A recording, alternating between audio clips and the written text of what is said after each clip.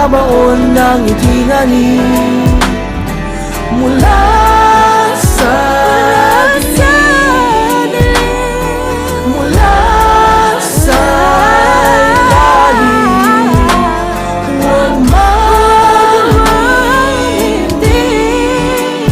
Tulad ng pulang nooy nakabaon ng itinganin. tulad ng pulang nooy nakabaon ng itinanim. Tulad ng pulang nooy nakabaon ng itinanim.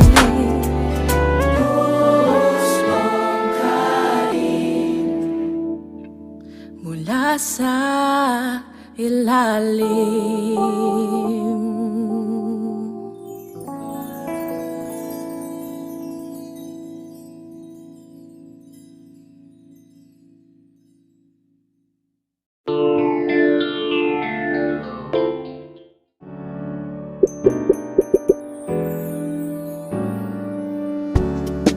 I've been working on filing bills for the creative sectors in the Philippines for some time now, working day and night talking about why creatives are important to our country, why they're essential, and why they need the support of the government. Whenever I give a speech to talk about this, I usually talk to government agencies, industry leaders, and other stakeholders.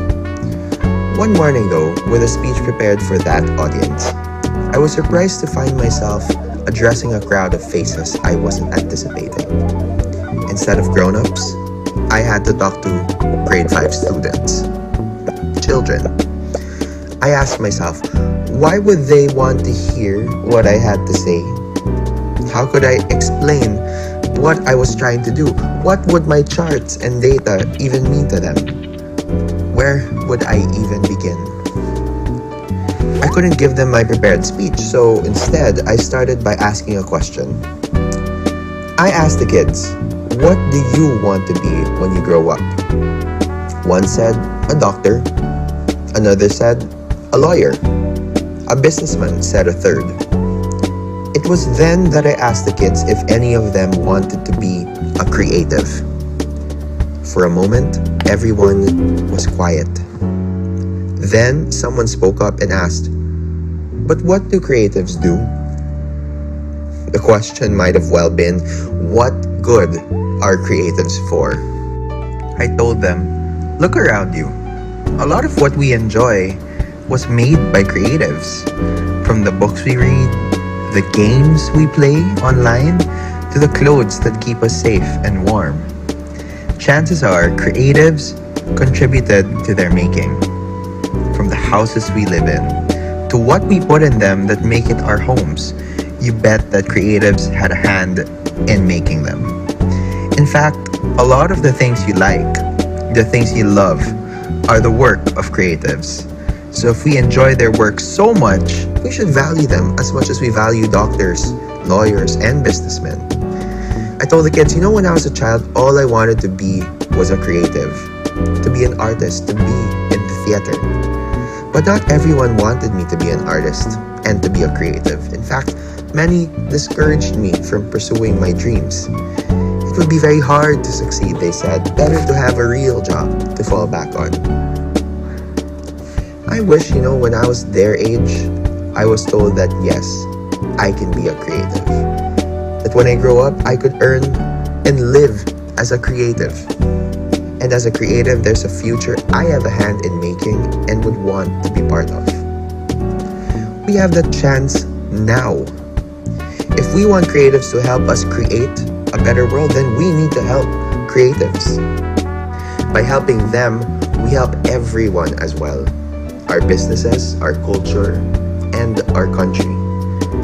We need to come together as a community to create a future where the kids of today would want to be the creatives of tomorrow, and that nobody tells them to think otherwise.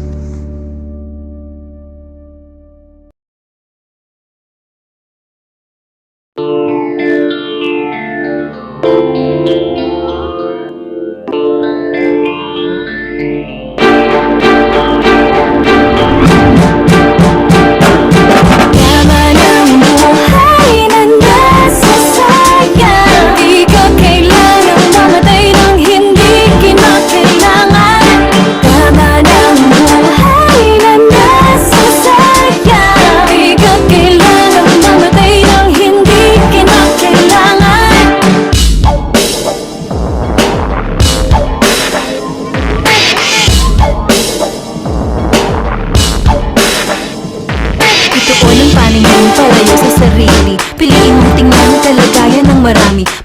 dasal sa lubungin ng umaga. Maging mukhang bibig ang ating bagong pag-asa. Lihip pa sang lindol, ang bagay mawawala.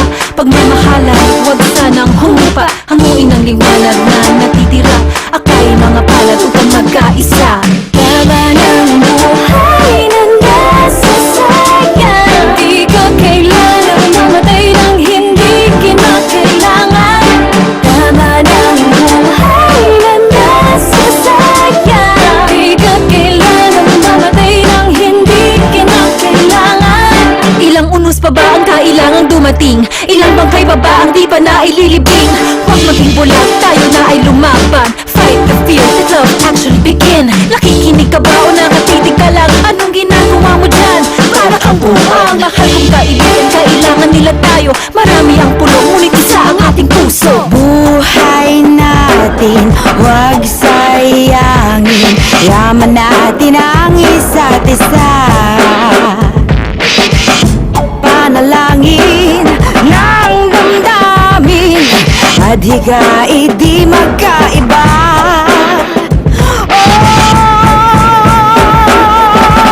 Tawhan naglatagaw nga subo ug gutom. Sa ilang kagutom wala sila makita nga paglaom. Sulod lamang sa isa ka adlaw, libo ka kinabuhi ang nawala. Bisag asa sila mutanaw, kaguol ug kangit-ngit lamang ilang makita. Milabay ang linog ug bagyo sa katawhan. Nahanaw ilang kalipay ug ang ilang mga hinaguan. Apan kita usa ka nasud ug angay magtinabangay. Maghatag kitag paglaom ug ibarog ilang panimalay. Ang atong hinabang ilang gikinahanglan, hangtod nga sila makabarog sa ilang gikahugluan. Kinsa may dang panila aron sila tabangan, kundi kita nga walay laing duol sa ilang dughan. Laban ang buhay na nasa sayang. Di ka kailangang mamatay ng hindi kinakailangan.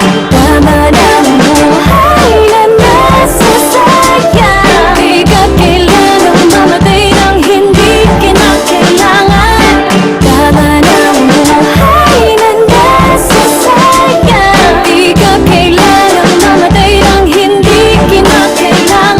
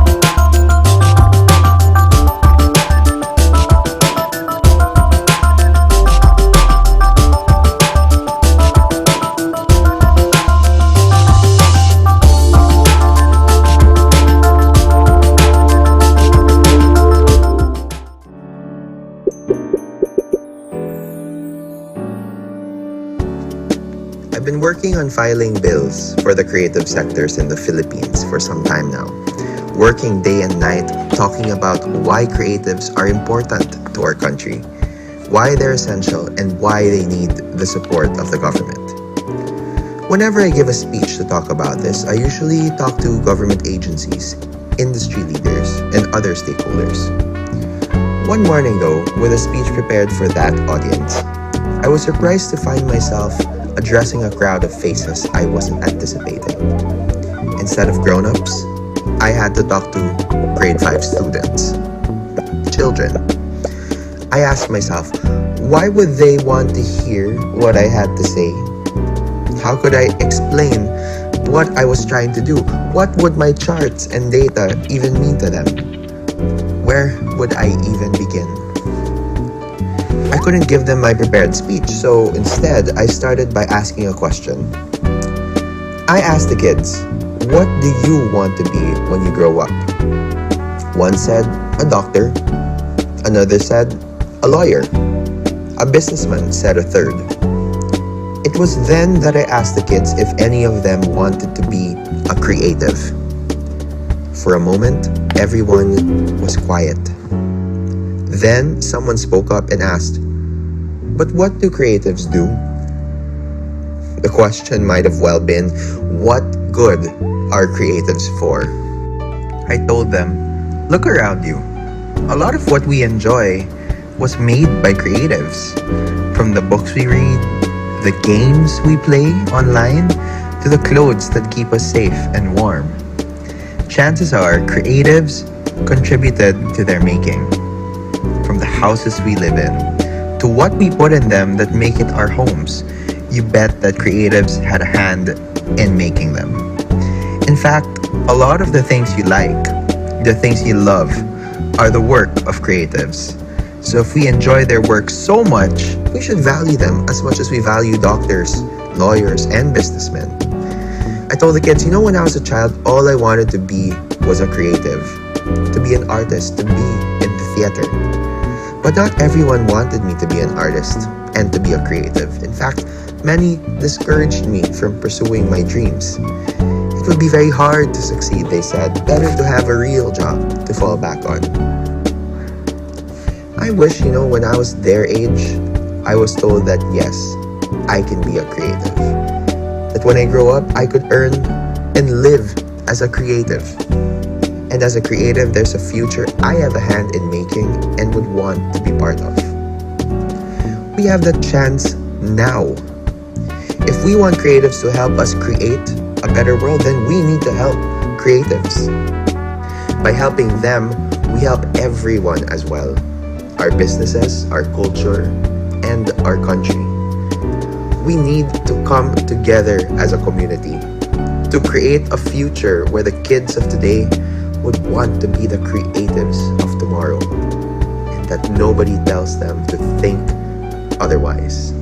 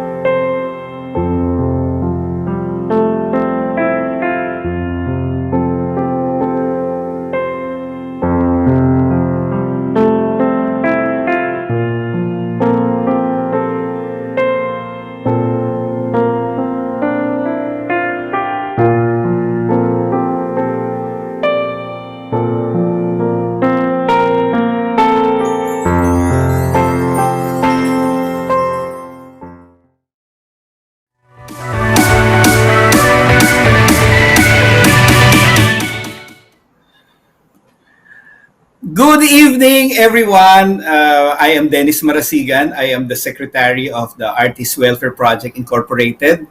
And tonight, I will be helping you and guide you through this Creative Matters, a town hall for Filipino creatives, which is being hosted by Creative Industries Philippines, or as we have gone to name it, the CIP. Now, it's really a very young group, and it's composed of creatives from the various sectors, the various industries that comprise the creative industry sector.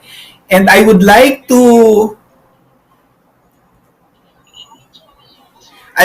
say that I think that we now have like over 300 people in the Zoom room, and we're also streaming on YouTube. So I hope that those who might be coming in late and who might not have enough slots for the in the Zoom room will actually be able to access the proceedings of tonight's town hall in the YouTube channel. Now, before we begin, again, thank you for being here. And all of us who are here tonight are creatives belonging to various creative industries. And this gathering is primarily organized to help us understand more about the proposed creative industries development bills that are now pending in both houses of Congress, in the House of Representatives and also in the Senate. And we'd also be talking about how it affects us, how we need to work together, and how we can help push the bill in effectively more or less 90 days. Now, we will be entertaining questions during the evening. In fact, if you have questions now, you might want to write it in the chat box already, or so that we can take note of it, and then we will ask it from our panelists at the proper time. And of course, I'm sure we will not be able to answer all your questions tonight. So some of them will probably be left unanswered for tonight, but rest assured that we will answer you in due time. We're going to be taking note of all the questions and respond to you properly. Now, the bills in the Congress, in both houses of Congress, have been sponsored by different legislators, and one of those who has sponsored the version of the bill in the House of Representatives is here tonight with us. He is the sponsor of the one of the bills that has become the foundation for the now consolidated bill on the creative industries. He is also the chair of the Special Committee on Creative Industries in the Performing Arts in the House of Representatives. And we are going to hear him discuss the bill as it stands in the House of Representatives. Now, for those who are asking questions, kindly put your name and preferably identify yourself so that we can identify you in terms of what sector or what industry you belong to. So, without further ado, let me introduce to you the one of the sponsors of the bill on creative industries, the main sponsor, in fact, and in the House of Representatives, and the chair of the House Special Committee on Creative Industries and the Performing Arts, the honorable member of the House of Representatives from Pangasinan, Congressman Toff de Venecia.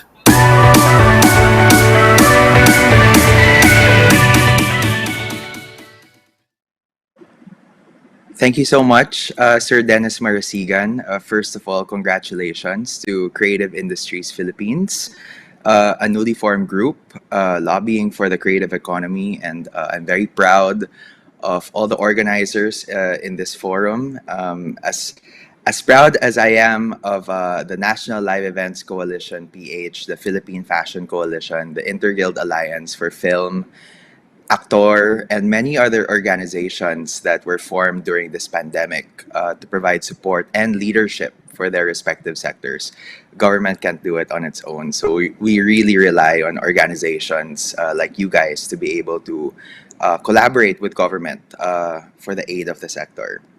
I also just want to greet all of the creatives who are present here this evening. I understand we have a Zoom room of more than 300 creatives. That's amazing. And welcome. I hope that you're able to learn a thing or two about this bill that we've been championing for the past year, along with members of the Arts, Culture, and Creative Industries Bloc of the 18th Congress, or ACHIB. We started out with a modest membership of 12, but we've since grown to 55, including our very own beloved House Speaker, Lord Alan Velasco. And I think some of the members are also in the Zoom. I understand Congressman Benitez is also here. So I'm happy that you are, and thank you for joining us. And all the organizations that participated in the committee hearings for this bill, we had a total of 8 or 9, I think, including long, exhaustive, not exhausting, but exhaustive technical working groups and consultations, even outside of these hearings. All of that led to the version of the bill that we're going to be presenting to you this evening, and hopefully we can get your support in lobbying it to the rest of our colleagues. So next slide. Okay, so what is the current state of the Philippine creative industries? Obviously, Filipino creatives have achieved much with little to no reinforcement from the government, the way that South Korea has been able to provide some kind of support and assistance to their own creative industries. South Korea's experience is very unique because it started as early as 1997 in the wake of the Asian financial crisis. Back then, they lost their main economic driver, which was cheap manufacturing. And so then President Kim Dae-jung had to pivot to a new growth strategy. So they decided to double down on their creative industries, which in the Korean framework is actually known as the content industries. And of course, nitong pandemic, naging uso ang K-drama and K-pop, BTS, Blackpink, Crash Landing on You. And what a lot of people don't realize is that these creative outputs didn't happen overnight, and they didn't happen in a vacuum. They are creative consequences of an intentional policy shift on the part of the South Korean government. They had that foresight, and they are now reaping the benefits of that intentional policy shift. So that is basically our North Star, our policy North Star, our raison d'etre in pursuing this creative industry development bill, which hopefully becomes law in this 18th Congress, or at least in the last remaining months of it. Next slide. So it's important to have some data to latch on to, although we don't really have up-to-date data because not enough studies are being done in this sector. But we do have these numbers. It's a 7.34% contribution to our national GDP without a proper development framework. Take note. It generated 661 billion pesos based on estimates of the Intellectual Property Office of the Philippines and the World Intellectual Property Organization, or WIPO. And this is based on a 2014 study using 2010 data. And note that when they were able to generate this size of the creative industries, it didn't account for freelancers and the contributions that they make economically to our society, as well as some creative sectors that probably were not available yet during that time, such as content creators and a lot of these new emerging digital interactive media platforms like Kumu and many others. I think in this framework, it also doesn't account for industries like gastronomy. And it was actually Indonesia that made a push for its inclusion. And that's also something that we are pursuing in this creative economy development framework. Another data point is that 2% of our population is composed of freelancers, of which most of them are working in the creative sectors. So if we have a population of 108 million, that would be about 3.6 million freelancers. And I am most certain this is a a large underestimate of the actual figure. Based on a survey conducted by the DTI, there are also 740,000 employees working in creative firms. So, hindi ito yung mga freelancers. Ito yung mga actual employees sa mga creative businesses. So, if you add freelancers to creative employees, that is well over 4.5 million. Or, sorry, a little less than 4.5 million. I'm not good in math. And also, there has been a 12% annual growth in the creative industry sector between 2000 and 2010. And so, if you keep projecting that growth trajectory, this may be even bigger now. Of course, pre-pandemic, because a lot of creative sectors were heavily impacted by the pandemic, in particular live events, even film, and many others. Next slide. Okay, it's also interesting to note that there's no one agency in charge of planning, direction setting, and implementing efforts to promote, develop, accelerate our Philippine creative industries. Of course, we're aware of Department of Tourism, which handles all matters on tourism, Department of Agriculture on agriculture, Department of Labor and Employment on labor and employment.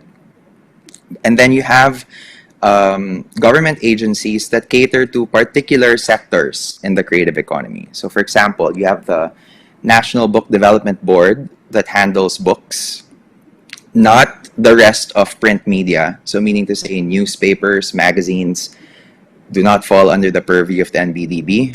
They are able to provide support comics and graphic novels, but meaning to say there are other sectors of the print media domain that are not being serviced. You also have the Film Development Council of the Philippines, which handles the development of film. But there are other sectors of audiovisual media that are also unserviced by the government. You have television, you have radio, you have podcasts, and many more. There is the MTRCB, of course, but that is more regulatory rather than developmental. And so, again, there are a lot of creative industries in the audiovisual media domain that don't really get any kind of attention or support from the government. And then you have the Design Center of the Philippines, which is attached to the DTI. It's very interesting to note that historically, the Design Center serviced the object-making design sectors. So that means it's fashion and furniture. Although also fashion and furniture mostly interact with CITEM, or the Center for International Trade, Exposition, and Mission. There are sectors of the design domain, such as the built environment or the place-making design sectors, like architecture, interior design, landscape architecture, environmental planning, even civil engineering, that are not necessarily being catered to by the Design Center of the Philippines. And then, of course, you have communication or graphic design, which does have a closer sort of synergy with the Design Center. So it really goes back to the problem. There is no one agency servicing as many as 35 sectors that we've already met with and identified in this creative economy development framework. Next slide. So these are features of the Creative Economy Bill. Basically, the main feature is that it defines what the creative industries are and what are the domains in which as many as 35 to even 50 sectors shall be aggregated to. Another one is the creation of a Philippine Creative Industry Development Council that will be servicing the entire creative economy. Third is the creation of a Creative Industries Development Plan. Fourth is basically retrofitting our Go Negosyo centers in the LGU so that they can provide more responsive support to our creative firms and businesses. Fifth is the creation of a trust fund to be able to add to the many services and programs that are being institutionalized through this bill. And then you have many other services like loans, grants, um, and and then you also have maintaining a database of local business support organizations and creative associations, and of course, formulating local policies, programs, and activities. So let's do a deep dive into each of these key features. Next slide.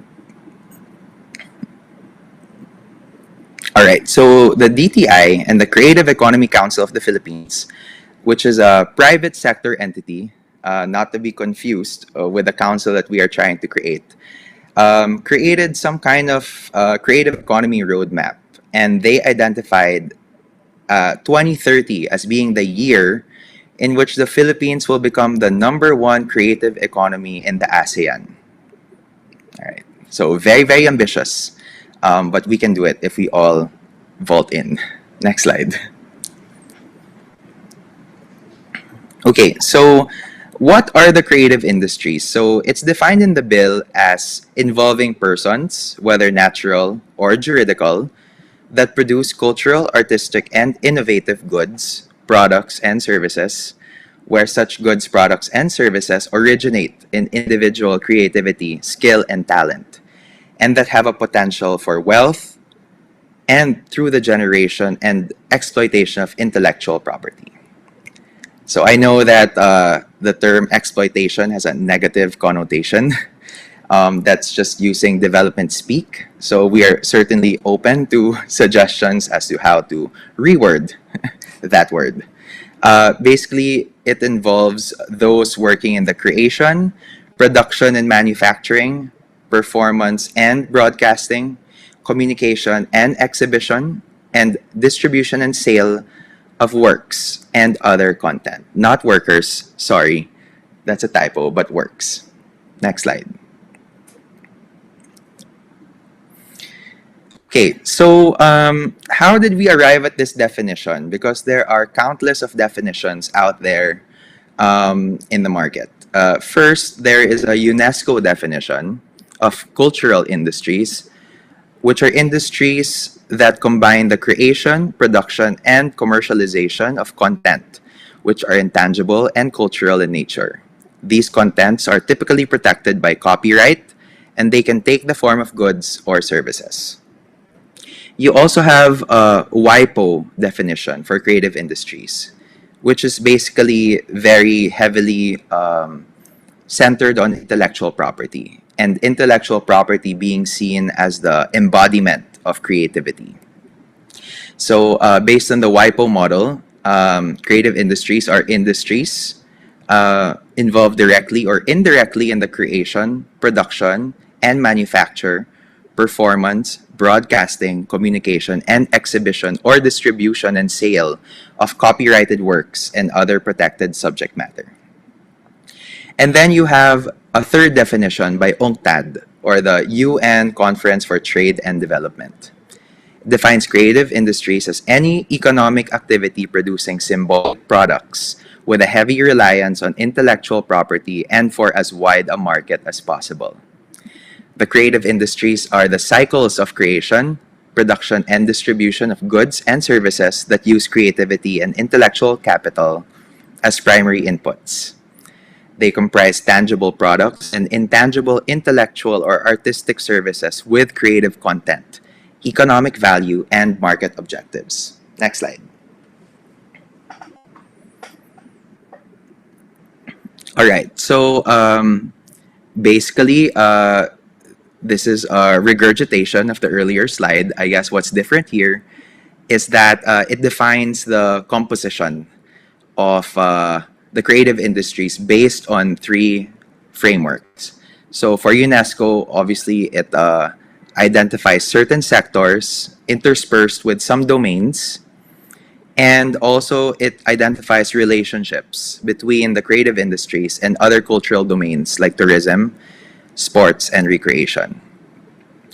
In the middle column, that's the WIPO framework. It identifies press and literature, music, theatrical productions, operas, motion picture and videos, etc., as being the specific sectors or domains within that development framework, but it also identifies partial, interdependent, and non dedicated support as being part of the non core creative industries. So if you notice, like for example, interdependent, it really talks about like the platforms and modalities in which the creative content is distributed. Like for example, TV sets, computers, musical instruments that are used to carry out the musical performances. And then you also have the non-dedicated support industries, like for example, retail, transport, and ICT, which very much figures into the value chain of the creative industries. And then finally, to the right, you have the UNCTAD framework, which is basically divided into four. You have heritage, arts, media, and functional creations.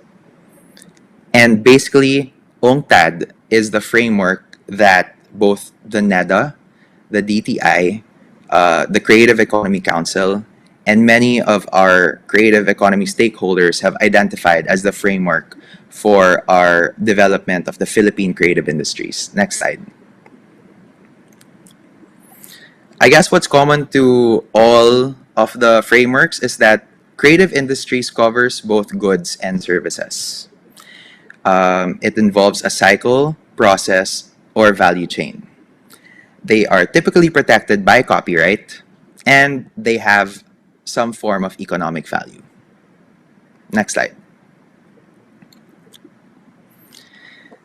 All right, so these are basically the sectors that have been spelled out in the bill as being aggregated into the 9 creative industry domains.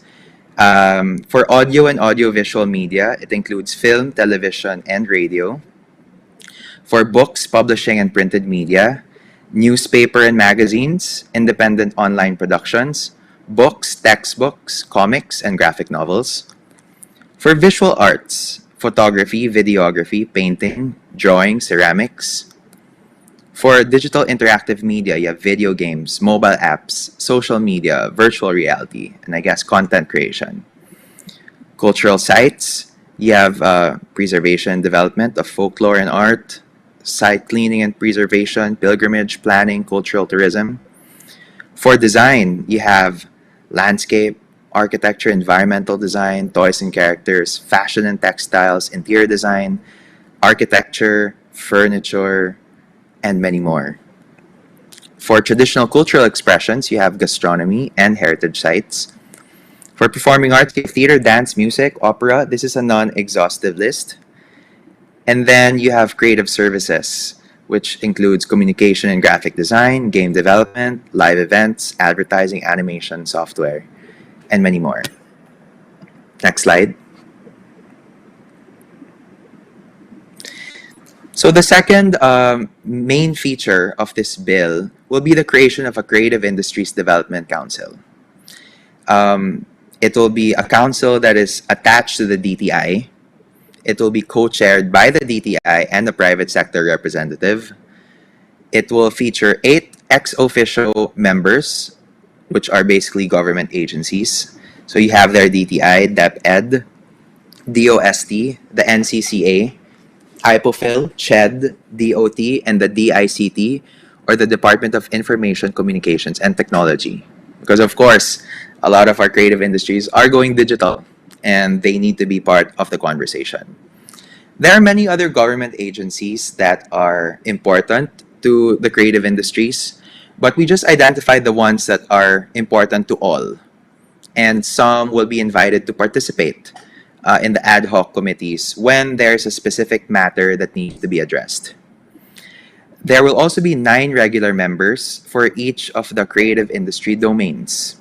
But again, there are many sectors that are aggregated for each domain. So how do we ensure that there's a voice for each of the sectors? Through the ad hoc committees and the technical working groups that will be created. For example, there will be a discussion on matters like logistics and transport. And so which sectors are impacted by our problems in that area? Because we heard from the sectors that, for example, a fashion accessory, if somebody will be ordering it from your online store and you have to ship it, sometimes the shipping is twice the cost of the creative good. So obviously there's a problem there. But apparently it also impacts the furniture sector and the books sector and the comics sector. So meaning to say, for specific issues, definitely it affects um, various creative industries, and basically the government agency who is not in the council shall be invited to be able to address these specific concerns. All right, next slide. Okay, so the council basically has key functions. One is to be able to identify the PISICs, or the Philippine Standard Industry Classifications, which is basically a methodology that is based on an international methodology, and we're able to identify industries within a given territory or country, and that they have to be able to gauge the contribution of the industry based on productive activities of firms and businesses. All right, I'll give an example of that in a bit. The council will need to also issue guidelines in identifying stakeholders, guidelines for accreditation of business support organizations and creative associations, generate and mobilize resources from domestic and foreign sources. So we have a lot of partners in this advocacy. The British Council has been there since the beginning. USAID also provided support. And in fact, in the lobby for this bill, the joint foreign chambers have been so active in convincing our policymakers and legislators to be able to pass this bill with haste, as they see the value and importance in our Philippine creative industries. And of course, endorse prospective multi and bilateral international trade agreements that will cover the Philippine creative industries. All right, next slide. Okay, so they will also be tasked to monitor the creative industries based on these key performance indicators. So obviously, since they're industries, they have to be able to monitor if they're hitting targets on export, if they're hitting intellectual property targets, what's the contribution of certain sectors to the GDP? If it's lagging behind, what are the problems? How can we accelerate? It's basically having some kind of overview and making and taking the necessary steps to be able to rectify or amend whatever needs to be done. Revenue generation is also important. How much are these industries earning? If there's a lag, or if there is some kind of pain point that needs to be addressed, yes, the council will need to be able to identify that. Job creation, how many jobs are being created? As was said earlier, there are more than 700,000 employees in creative firms. How can we have more creative firms and more employees? If freelancing is really a growing industry and practice in the country, then how can we encourage more young creatives to be able to become freelancers? And then if the goal is to also help freelancers formalize into the economy at some point so that they have more protection from the state, then it's basically identifying each of those steps. Of course, economic goals, because at the end of the day, it is a creative industry policy. And of course, value creation. So meaning to say, also identifying the intangible contributions. So this would be more of a convergence with the culture and heritage policies, which of course more closely involve the NCCA, the National Museum, the Cultural Center of the Philippines, and many others. So there are areas in which creative industry and culture and heritage converge, and there are also areas in which they diverge. Next slide. Okay, so this is an example of the ZEEC, or the Philippine Standard Industry Classification. It's basically, again, a detailed classification of industries prevailing in the country according to the kind of productive activities undertaken by establishments. So for example, if you look at the audio-visual segment, It already identifies which activities will be counted to the sector. So, for example, reproduction of recorded media. It will have its own weight and it will be computed, and the revenue generated from this activity will be credited to this particular creative industry. If you go further down the line, manufacture of magnetic and optical media. Or, for example, wholesale of household goods. Believe it or not, they still somehow tie into this sector. So I won't get into the nitty gritty of this. I don't want to bore you guys, but basically, as a sector is defined, you have to be able to define what are the various activities covered by each sector. And so, for example, for gastronomy, does that include food packaging? Because it's also a growing area of their value chain. Diba? Or if you're talking about fashion, for example, not just the production of goods, but also maybe the production of textiles. And will that be counted to the fashion industry? And so on and so forth. Next slide. All right. Another key feature of this bill is the creation of a creative industries development plan. So I think it's important that there is a roadmap for each creative sector. Just like when you're about to, produce a play or you're about to build a house. I mean, you can't just Owedo it and just like wing it, right? There has to be some kind of plan. For plays, there's usually a text. For the built environment, there's usually a design and schematics, and you sort of do everything to make that come to life. And so for each creative sector, there has to be a roadmap, which includes a short, which is 2 years, medium, which is 5 years, and long term, which is 10 years. Long-term development plans per industry. Another thing is KPIs. So to be able to monitor if an industry is meeting its targets. And so strategies can be adjusted accordingly if it's not. Another one is data and research. All right. It's important to be able to map out the value chain of each creative industries. Who are the people in that neighborhood, so that you are able to service each and every one, and so that nobody gets left behind. Another one is trend analysis. You need to be able to know what's happening around the world, global best practices, and also even trends within the Philippines. If there are key creative cities that are doing something that perhaps can be emulated by others. Another one is investments. What are the key strategic areas in which government should make an investment or incentivize so that private sector can make an investment? And finally, policy. There are so many laws that affect the creative sectors. In the visual arts sector alone, we've identified 3. One is the art forgery law. Obviously, it's a protection against the forgery of artworks. The second is the intellectual property code, in which, for example, if an artist were to resell, or rather, if an artist's work would be resold, that artist is entitled to some kind of remuneration. It's in the law, but it's just not necessarily being implemented.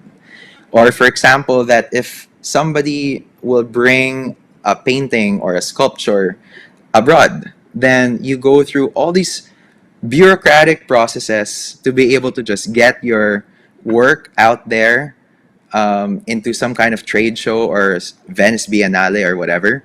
And then if you're going to bring it back because the trade show is done, you're going to get taxed by customs. So I don't think that's right. So meaning to say, there are problems, laws, issuances, regulations that are affecting each and every sector.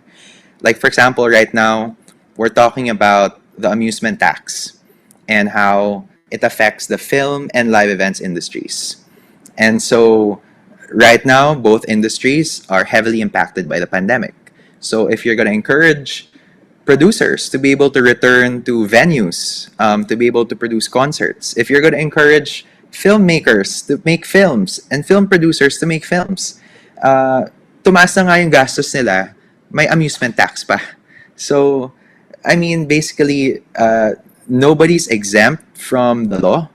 And so, meaning to say, we need to be able to identify interventions to make it easier for our creatives. Next slide. Okay, it also provides for loans, which are basically financial assistance programs to creatives. We've spoken to a lot of creatives, and sometimes it's so hard to access loans from banks because if they ask what you are, what you do, there doesn't seem to be some kind of confidence as to careers in creative industries. And so a lot of times, a creative freelancer gets denied access to loans. And so that's something that we hope to create through this bill. Another one is the PPPs, or public-private sector partnerships. It's important for government and the private sector to work together in areas like infrastructure, investments, capacity building, etc.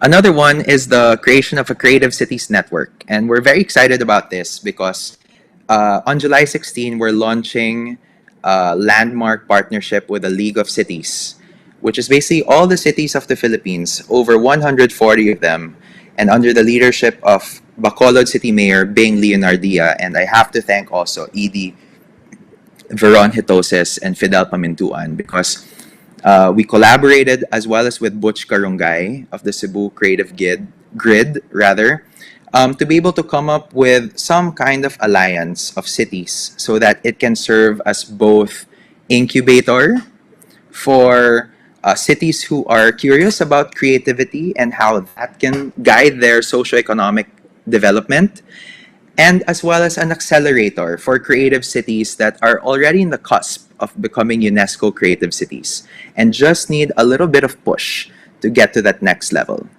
So we're very excited with this because, no amount of national policy will be effective if the local government counterparts are not there embracing the power of the creative economy and treating them as allies in their socioeconomic agenda.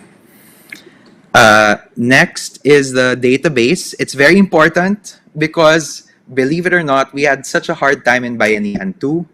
NLEC, Philippine Fashion Coalition, Artist Welfare Project, they staunchly lobbied in Congress and in the Senate to include freelancers in the scope of the cash assistance to be extended. The problem, government doesn't know who the freelancers are. And so we had to work with these creative business support organizations to be able to identify the freelancers so that they can avail of the financial assistance through Bayanihan 2. And so we were able to collaborate on extending assistance to as many as 30,000 creative workers and freelancers. But like I said, we have 3.8 million. And that's an underestimate. So again, it's important that there is a database of who these people are. So in times of crisis, support can be extended. Another thing is dialogue and national awareness. I think creative economy stakeholders should have a voice and a say in the policies that affect them. And so the Creative Industries Council, of course, in partnership with Congress, and at least we're happy that we have a creative industry committee in the lower house to be able to hear out all of the concerns of the sectors so that they can be addressed legislatively. And of course, marketing and promotion through the Board of Investments, the Export Marketing Bureau, and many others. Next slide. Okay, so through the bill, we are institutionalizing certain forms of support for the creative industries. One is infrastructure, or what is called as shared service facilities. So obviously, creatives need co-working spaces. These are areas in which physical areas, or maybe even digital. I don't know how that's going to work, but I guess it's possible to have Zoom hangouts and then you get to collaborate and do work together, even if you're in your respective homes. But basically, what we're saying here is that there needs to be co-working spaces for creatives to be able to gather, to come together. And in so doing, they have a space to be able to work, but also there's an opportunity to be able to collaborate and cross-pollinate ideas, which really are quite exciting given the intense collaborations that have been happening across sectors in the last decade. Another one is, of course, machinery, equipment, tools, systems, accessories, and other auxiliary items, skills, and knowledge under a shared system towards increased productivity and competitiveness. So, for example, in Marikina, if there will be some crew making machine or infrastructure, then it is a kind of government intervention that can benefit people within an organization, a cooperative, or association of shoemakers within that region or within that area. Something similar also would be the handloom weaving machines, in which our IPs, our ICC communities and weavers can be able to use, so that there will be some kind of livelihood for that particular sector. Another one is a digital services center, which is basically a shared service facility for animation and game development, digital services, marketing, services development, creative process, outsourcing. Next slide. R&D support is also very important, and this can be accessed now through the DOST, which is part of the council. And we've heard from a lot of creatives that, they want to be able to experiment, they want to be able to try out new methodologies, and like with the likes of Jerome Lorico, a fashion designer, he wanted a space to be able to try out new silhouettes, textiles, but then he was hard pressed to find any kind of space to be able to do that. So definitely across all creative industries, there's need for some kind of research and development support, especially as we're heading towards the knowledge economy. A second form of support is digitalization. And this is going to be some kind of support that will be accessed through the DICT, through technical and financial assistance programs. So obviously, we're in the thick of the fourth industrial revolution. Creative industries need to be able to also level off in the digital space. And a lot of our creative firms need some kind of funding also to be able to pivot online. So that is something that this bill will also endeavor to do. Third is creative education, which shall be institutionalized through DepEd, CHED, and TESDA, insofar as technical vocational skills are concerned. Now, this is very much different from cultural education that can be currently found in our MAPE program. The goal of creative education is to be able to capacitate our creative youth so that when they graduate, they will be hireable. And the creative industries and the kind of skill sets that they need, the human resources being churned out through our K-12 system and in higher and technical education should be commensurate to the needs of the sector. Like, for example, in the design sectors, obviously, there needs to be some kind of foundation for design thinking. So that's something that somehow needs to be able to be woven into our creative education program. Another skill set for the fourth industrial revolution that creatives need to learn is data science and analytics. And that is something of a work that is a specific type of workforce that is very much in demand right now of our tech-driven creative industries. Unfortunately, we don't have enough in the market. So in the end, they export talent from other countries.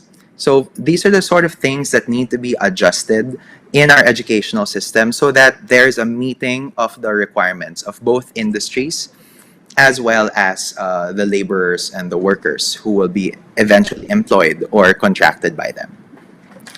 Number 4 is the satellite account for creative industries, and this will be created with the Philippine Statistics Authority just to be able to have a better sense of the value and the economic contributions of the creative industries. For benchmark, there's a satellite account for tourism, and that's why it's easy to be able to estimate that tourism contributes around 12.9% to our country's GDP. So we need to be able to make a closer and more succinct estimate because the 7.34% GDP contribution is very outdated. That's based on 2010 data and statistics. Next slide. A trust fund will also be created, which will be sourced from income from specialized products and services being offered by the council, as well as if the council will make some kind of loans contributions, grants, bequests, and donations from local or foreign sources. I will talk about how this creative industry trust fund can be spent. This is separate from the 5 billion proposed appropriations. Next slide. It's also important through this bill that we strengthen the local culture and arts councils in the localities. It's a mandate that's not always being complied with by the LGUs. Maybe it's a matter of prioritization. Maybe it's not high up. And so there is that mechanism in which both the government and the private sector can sort of synergize to be able to provide for policies and programs for the culture and arts sectors in the localities. So through this bill, we are going to strengthen the LCACs by providing support funding, but we're also giving them additional roles and responsibilities, such as maintaining a database of local creative organizations and business support organizations, as well as a database of local creative talent, and also formulate local policies, programs, and activities that can be used by the Philippine Creative Cities Network as a form of knowledge sharing. Next slide. Okay, so like I said, a trust fund is going to be created, and this will go to programs that are not so much explicitly stated in the bill in its current form, but basically there's some kind of flexibility and mobility for the Creative Council to be able to come up with other programs other than the bare minimum that is required in the bill. So obviously there's need for welfare funding. There needs to be support to Philippine creative cities who are part of the network. There needs to be capacity building programs for and other non-formal learning modalities. So obviously there are so many ways in which creatives can learn, and not necessarily through DepEd, EdChed, and TESDA. So if there are online courses that creatives can enroll to, if there are arts residencies that need some kind of funding, so at least there's a little bit more flexibility and mobility for the programs that can be implemented by the council. All right, next slide.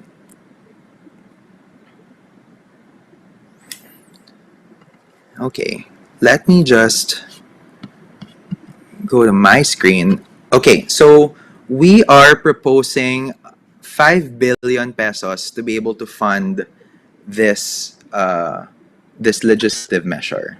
All right, and it's broken down as follows: 1 billion to shared service facilities for back-end support services. So, cloud storage, digital infrastructure, etc., etc. Another 1 billion for creative zones and clusters to be able to house the shared service facilities.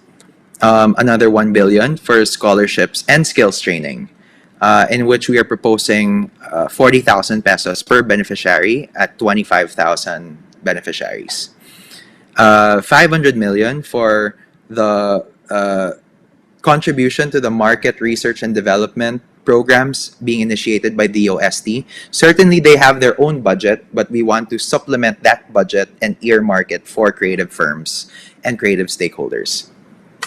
250 million for soft loans. Another 250 million for a venture fund to be implemented by the National Development Company. And so if there are creative startups that need some kind of investment from government in exchange for equity, that is very much something that will be made possible through this bill. Another one is digitalization via equipment and service and capacity building. We are proposing 50,000 per beneficiary at 4,000 beneficiaries. 100 million as a creative startup fund, because we want to help formalize creative workers into the economy, and so in registering themselves as solo corporations, as entities, as partnerships, and whatever it is that you'd like to pursue through the SEC or through the DTI or whatever, that needs funding or that needs some kind of capital, and not all creatives will have access to that capital. So this creative startup fund is something that can be used to be able to set creative workers up for the long haul. Another one is data information and management. That's 50 million. Another 50 million for road mapping the creative industries. We've begun road mapping several sectors through the NCCA and the DTI. We're very fortunate that the National Research Council of the Philippines has provided funding for the road mapping of the music industry. Of course, you have Film Development Council, National Book Development Board, and Design Center also mapping their respective industries. But obviously, there are sectors na walang bahay ngayon. And that's something that hopefully through this bill, there will be more funding to be able to roadmap each and every sector within the creative economy framework. Another 50 million for the National Secretariat and another 50 million mobilization fund for other programs. Right, next slide.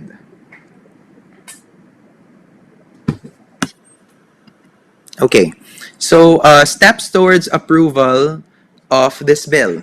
On the left is where the lower house or the House of Representatives is at in terms of the bill. To the right is where the Senate is at. All right. It ladders up to the top, which is basically presidential approval. Either he signs it, or he vetoes, or he just waits for 30 days and then it lapses into law. So the House version is slightly further along, maybe 2 steps further along than the Senate version. The goal is to be able to get this enacted into law in the next, I guess, 90 days. That's what was said earlier in this town hall. Next slide. Okay, so I just want to end with this quote that I mentioned in the Creative Futures Conference 2 weeks ago. If you haven't seen it yet, it's on YouTube. Just look up Create Philippines, and all the videos from the panel on 13, from esports, from the design centers, Paalalabas campaign with Communication Design Association and Design Advisory Council, to panel on how San Juan La Union became a hot must-go destination and how it used design to be able to develop that. Anyway, really exciting lineup. All of that is on YouTube. And I also have a session there where I talked about the creative industry bill. And I said there, a creative future should not be left to chance. It is planned, not dreamed.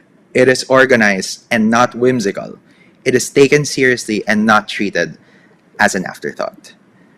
I go back to the example of South Korea when I started this talk. Everything that we're experiencing and loving now about Korean content, those are creative consequences of an intentional policy shift. It didn't happen overnight, and it certainly didn't happen as some kind of freak phenomena. There's a reason as to why there is samgyeopsal in absolutely every corner of the Philippines now. There's a reason why when startup features corn dog, everyone is craving for corn dog, not just in Korea, but in other parts of the globe as well. There's a reason why K-beauty is so ubiquitous right now. And Korean apps, software, games from Konami and other tech startups. And of course, Korean film. There's a reason why Parasite won Best Film. There's a reason why BTS, Blackpink are able to dominate Grammy charts and are able to perform in Coachella. All of that was planned. And so I hope that's something that we can also realize for ourselves. I know the creative economy has been able to manage fine on its own, but it will never be able to accelerate the way other countries have been able to do for their creative economies if there is no support, significant support, funding, as well as a framework for development, growth, and acceleration. And most importantly, in this time of pandemic, recovery for the creative industries that like live events and film and many others that were heavily impacted by the lockdown. And so that being said, thank you so much. Sorry I went over time. Last slide. If you want to be able to connect with us, this is my email, that's the Facebook page, and that's the Instagram account. And there's also a Viber community right now, which is being managed by DTI Saitem. It was a partnership with Viber Philippines, and we're very, very grateful that they responded to the call.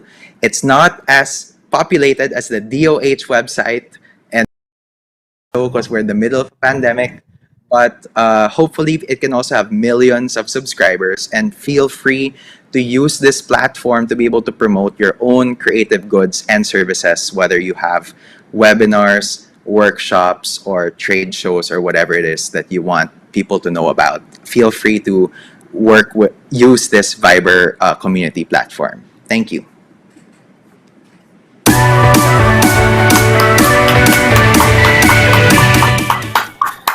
Thank you, Congressman Toff de Venecia. I'd like to think that he is passionate about the creative industries because he is a part of the creative industry himself. I don't think many people realize that Kong Toff was a movie child actor in a previous life, and that he is also the founder of a theater company, Sandbox Collective, and a board member of the Philippine Legitimate Stage Artist Group, or PhilStage. So, thank you, Kong To, for discussing what the Philippine Creative Industries Development Bill is now, at least how it stands in the House of Representatives. And as he has mentioned, the version that he presented to us has had the benefit of months of consultations, technical working group meetings, and committee hearings. And we have, I think many of us who are here tonight have actually been represented in those meetings and have contributed to how the bill now stands at the House of Representatives. And perhaps people are asking, so if that's how the bill stands now, why do we need to get together? Why do we need to work together? And what work needs to be done? As Kong Toff has also mentioned, there is still a Senate version of the bill, and before a law can be passed, both versions need to be passed, and then they're going to be consolidated into one single bill before it's even presented to the President for signature, and that process takes some work. And so our next presenter will talk about a communication strategy that has been developed for us to push the creative industries bill. Our presenter is a multi-hyphenate. He's a director, he's an actor, he's a stylist, he's a communication strategist. And together with independent curator and critic of political and art systems, Marian Pastor Roses, and the volunteer communication strategy team, they have come up with a plan of action for our campaign. So ladies and gentlemen, please welcome Marlon Rivera.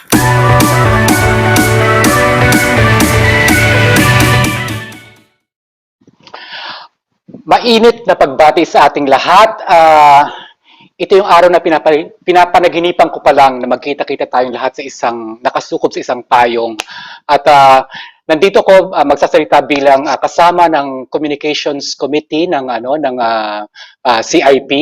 At i-share ko sa inyo yung aming plano. At lahat ng mga tanong ko na nakikita ko sa thread kanina, siguro masasagot natin dito sa mga planong ito. At kung wala pa, sana sumama kayo para magkadagdag kayo sa kasagutan. Okay? So I will speak like a communications person. I'm also a creative director and it teaches visual verbal communication. So I will talk to you on my experience when I saw the brief. So ito muna yung brief na nakita ko. Slide please. Ito yung first version, di ba? Nakalagay, get the Philippine Creative Industries Development Act passed in 90 days. Sabi ko, ambisyosa mga taong ito. It's a statement of ambition. It's not just a marketing objective, but it's a proper marketing objective because it's measurable and of course, there's a time limit to it, no? And the strategy is we argue our value and we demonstrate our collective strength. So, nung binigay sa akin to parang, okay, 90 days. Seryoso ba kayo? At mauuna daw kaming communications group na nabuo noong Friday. Okay, so ito yung binigay sa akin. So nakinig ako sa kanila at nalaman ko I want to share this with you as your eyes and ears into this process, no. Unang nalaman ko ay hindi pala ito ang final version. Meron palang version sa Senado. Ay kailangan pala ma-schedule ito. Ay marami pa palang dapat maganap. So ang una kong tanong nung tinignan ko yung bill, ay marami akong question dito. I want to interrogate the product obviously, right? I mean, what I'm trying to sell. And sinabihan ako na parang, may wiggle room pa yan. Hindi dito ang usaping yan. So, if you have any questions regarding the bill, you can put it in the chat box because the wiggle room is not in this venue. The wiggle room will actually happen in the Senate. So the more so that our collective effort would matter in the next few weeks kasi that's where it will matter. Kung maghintay tayo ng IRR, puro mga, mga proseso na lang yon. So I would really like you to put your questions in, send it in, so we can fold it together when we move to the Senate, lobby, okay? So yun. So yun ang sinabi sa akin. So parang ang weird, di ba, ng ganyan. And then after the meeting, I realized that ito pala ang dapat mangyari. Next slide, please. So may version 2. Okay? So ang sabi namin sa kanila, ang key audience ay lawmakers. So parang generic lang. Gumagawa ng mga batas, di ba? Mga ganyan. Legislators, ganyan. Ang first task is to get it scheduled as soon as possible kasi may nagsischedule pala ito. At hindi lang basta-basta nagaganap ito. So kung nakakalimutan na ito, may pandemya, so pwede makalimutan siya, kailangan may mag-schedule. And the first message that was given to us is the future is creative. And I do agree that the future is creative because I'm a proponent of the creative industry. Now, next slide please. Nung nag-meeting na, siguro hanggang mga alas 12 ng gabi, na napakahaba ng meeting, we realized, from Marian, and this is the insight. The insight is that for us to be listened by the senators, by the center, para pakinggan tayo, we need to behave like a sector. Okay, sector. So ano ba yun, di ba? So there are, of course, official definitions, economic, and of course, social definitions of sector. But the point is, we should be understand as sector. Hindi pwedeng ulo-ulo. We're talking about clusters and numbers. So we have to talk in the language that they would understand. No? Yun ang parang, so sector argument nga palang pag-usapan. So remember that, guys, clusters and numbers to be considered a sector. Okay? So sabi ko, baguhin natin yung brief ninyo, i-revise natin. So ito po ang next slide ng revision. Ang next revision ay ganito, get the merged version of the Creative Industries Bill in the Senate in 90 days. So if you think about it, Kong Top is here, he explained this. Kung wala kayo dun sa 5 congressional hearings at saka sa mga technical meeting nila, napag-usapan nila lahat ng ito. At meron pang magaganap na isang bill na nasa Senate ngayon, I think it's called 411. Basahin nyo din po yun. Mag-google nyo yun. That is a Senate version of this. So there are same in principle, but there are different, accents to it. No? You might want to read it also. But hindi pa rin nagbago ang deadline tulad ng buhay natin mga creatives in 90 days. So hindi pa rin nagbago, di ba? So dapat daw July 15 ang campaign na ito. So anyway, so you see how the accent has changed. We get the merged version of the Creative Industries Bill. It's called an act here. It's called a charter on the upper house. In the Senate in the next 90 days. So malinaw ang battlefield natin, okay? Using the sector argument, but this is my addition to the strategy, I think we should deliver a turnkey sector. When I say, if you're from the built environment sector, you understand what the turnkey is, right? Pag tinurn over sa'yo, maleta na lang ang dadalhin mo, enter ka na, okay? Bibili ka ng tubig, konti mga kakainin, turnkey na dapat. Because we want this in 90 days, but are we ready actually to be considered a sector? So that is the main task. Yan na yung summary ng brief namin na kinalandingan namin. Pero nandun pa rin yung 90 days. Saka wala pa rin kami katulong. I would like to give a shout out. Andito si Melvin Mangada, 4A, sila Lay, sila JC Valenzuela, lahat ng mga kasama ko sa industriya. Sana tumulong kayo kasi kung hindi, mauuwi sa Canva lahat ng artwork na ito. Okay? So sana tumulong kayo. Now, sector work. Okay, what is sector work? I would not go to the technical definition of sector. There are 1, 2, 3, 4, 5, up to 5th sector. But I would like us to think of this way. Okay, in our discussions, we found that there are 10 spokes to the narrative of a sector. May 10 pag-uusapan. Now, you may be responsive to one part of the spoke, but not to the other. You may be already in 2 or 3 of them, but not the others. So the point here is this. Wala namang away. Malaki ang payong, malaki naman ang payong, so pwedeng sumukob-sukob tayong lahat. So every time I go to the spokes of the narratives, I would like you to think if you want to be part of that committee, okay? So, yan ang pag-uusapan. So there are 10 spokes, okay? I will take you to this, okay? Next slide, please. Okay, solid. Number 1 is solid. Pwede yun ang basahin naman yan, pero gusto ko lang sabihin ay solid. Why solid? We should be solid by identity and activity, meaning we are distinct. They understand who we are. So in the comms, we need to do brand work, branding exercises, the brand manual, the copy platforms, and so on and so forth. We need to do all of these things. So we need to be solid in terms of identity and coherent in terms of activity. What we don't like is pag nag-usap sila sa Senado at sinabi nilang, narinig na ba yung Creative Industries, Industries Act or Bill? Oo nga, ayaw nga kausapin yun, ang gugulo nila, di ba? Ang hirap kausapin. I mean, we cannot be a sector and we cannot get this through if ganun ang key takeaway nila sa atin. That's why I think the town hall exists, right? Second, organized. When I say organized, I'm talking about structures. These are structures because as Kong Top said, they will ask for data, okay? So we need to put together a structure. Pag may concerns, sino tatawagan? Kanina I see some questions about the fatal flaw of the bill, what about education and all these things. We need to create a secretariat so that they can call us, diba? So pag may mga DTI, where does DTI sit? I know I think tourism will be ex officio sitting within the council if this happens. So ang dami mga structural questions, so we should be organized. So that's the second bit, the second narrative that we need to push and we need to do. Third, irreplaceable. What do I mean by irreplaceable? Hindi po ito kanta ni Beyonce, okay? Irreplaceable is this. As industries, we have a lot of overlaps, right? We share similar processes and similar outputs. And we also overlap with the bigger industries, no? with the rest of the Philippines, and we do overlap with them. The question that you must answer as an industry is this. If a senator comes to you and tells you, pag pinaghati-hati ko ang bill na ito at pinamigay ko kayo kung kani-kanino, DTI, NCCA, binigay ko kayo sa DOLE, pag pinaghati-hati tayong lahat, ano ang matitira sa gitna na hindi pwedeng hatiin? In business language, that's what we call the value proposition, the intrinsic value. So we have to answer that question, ano ba yung matitira sa gitna pag tinanggal itong lahat ng ito? We have a committee for this and we are starting to of course, to think through this. If the thought leaders of this industry can join that conversation. If I have to do an elevator pitch, ang sabihin ko lang dalawa. We have two things that you cannot take away from us. Idea and mastery, okay? Idea is where everything comes from. The song, the story, diba? The design of a dress, a concept of a game, the idea of a house, and all of these things are ideas, diba? And we also have the discipline or the services and the mastery to make that happen. Parang IP and services, diba? So that is something you cannot take away from us. Magkamatayan niya. Pwede niya kaming i-hire, pero meron pa kayong sasabihin, and it's all about ideas. And that is something that I think, that is my pitch of what is our intrinsic value proposition. Okay, that's irreplaceable. Number 4, non-partisan. Obviously naman, di ba, we need 13 votes out of the 24 senators to make this happen, right? To get this going.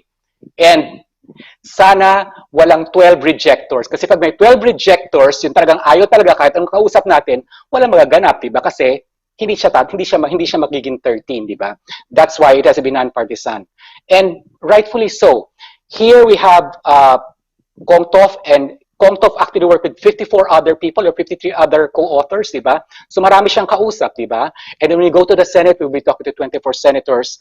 And therefore, it is critical that it is a non-partisan. I don't like to be in a partisan group anyway. That's why I joined this one. Next after non-partisan is large and valuable. What does that mean? Numbers, people seem to respond to numbers. We don't have the numbers because we don't have the mapping. We don't have the database. And I see so many suggestions there about data mapping, all of these data, swimming pools or lake. And yes, we are going to get into that. I hope we can ask your help on these things, no? So it's large and valuable. If we are not large, then maybe we can be valuable. Dalawa naman ang argument, diba? Kahit 3 piraso lang yan, kung bonggang-bongga naman sa GDP yan, why not? Go na go, di ba? Next is influence. Okay, influential. What do I mean by influential? We have, value chains. We have our own skills. As an industry, we can be counted. But you know what's also important? Since we're also storytellers in fabric, storytellers in movies, in comics, in everywhere. Since we're storytellers, everything that the light touches with our creativity and our stories should be considered, di ba? So meron tayong audience. Yung mga ginawan mo ng damit, di ba? Yung nakikinig sa iyong podcast, yung mga nagbabasa ng iyong comics, nanonood ng iyong pelikula, All of this is part of our influence set. So mga nerds, kumbaga, ang industry ay isang solar system. Ito, mga influence set na ito ay nasa Oort cloud, di ba? Pero hagip pa rin sila ng tinatawag na solar wind, okay? So we have to expand, okay? Can you imagine now how big this industry is if we also consider everything that we touch, you know, with our light, no? So ganyan. After influence, ready to run, okay? Bakit ready to run? Eh, nagdidemand tayo ng 30 days, di ba? 90 days pala. Approve nyo ng 90 days. Guys, if we want 90 days, if we want it in 90 days, we should be meeting that challenge equally. Because when that happens, they'll be what? They'll create a council, nominations, vetting, representation, IR meetings, etc., etc., etc. So as an industry, we should be ready to run when they say, oh, mga anak, go na kami, boboto na kami, check. Sinabi na ng president, check, di ba? Check na check. Pero parang, ay, wait lang po, hindi pa kami handa. Parang hindi maganda yun, di ba? So we have to be ready to run, okay? Also within the next 90 days. As much as we're asking for so much is demanded from us, okay? So you have to remember that, okay? Ready for the future, okay? So we have to future-proof our industry. No one's pain is lesser or greater than anyone's pain, okay? So all of us suffered through the pandemic. We all have our problems. Every industry has suffered. There's a collapse in economy, the pandemic, the healthcare. The conversation in the next Congress, and of course in the Senate also, will not be about us. Diba? Hindi na sabihin, uy, isama niyo yung creative council, diba? Eh, may ekonomiya pa nga tinatayo, diba? Tsaka meron pa nga kailangan gamutin, diba? May bakuna pa nga, diba? So we will not be there. So we have to argue that we are relevant to the future reboot economy of the Philippines. And you can also join this team because I'm a believer in this. You know, if there's anyone who can think this through, innovative thinking, you know, invention thinking, design thinking, it is us. It is us. So we should be ready for the future. We should future-proof our industry. And if it's a digital gig, you know, whatever happens, I think we're quite poised to bounce back the soonest because saan ba nanggaling ang pivot point, diba? Sa atin din naman. Of course, sa mga dancers natin yon. At saka sa gumagawa ng mga pinto na umiikot. Okay? So that's the ready for the future. And then last two, and the last item, we've realized that kailangan pala yung bill natin, yung ating concerns, pag kinuusap natin isang senador o isang congressman, ay kailangan on-brand sa kanya. Yung on-brand sa kanya, very on-brand. What does that mean? Siyempre, meron siyang mga pet causes, di ba? Meron siyang mga sinusunda, may mga pinupursu siya ng mga agenda. At kung wala tayo doon, kung babuyan ang kanyang pet cause, di ba? Hindi tayo kasama doon. So how do we latch on to this? Because the clue is in the terminology of bills. They talk about what? Authors, right?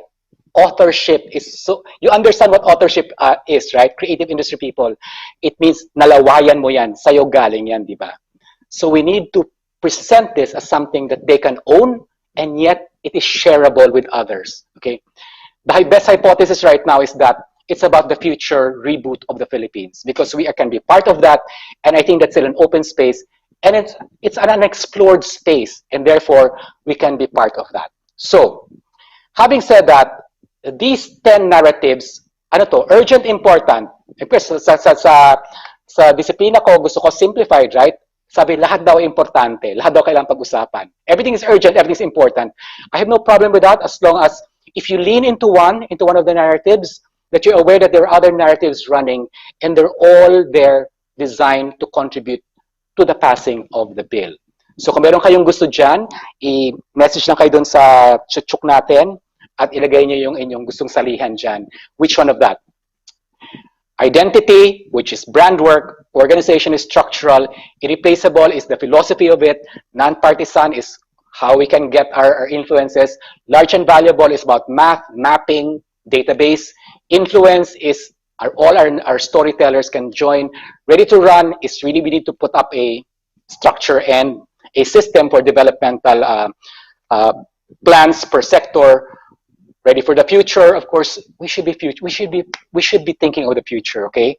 On brand is, of course, this is part of the lobby. So yan yung 10 narratives na kasama sa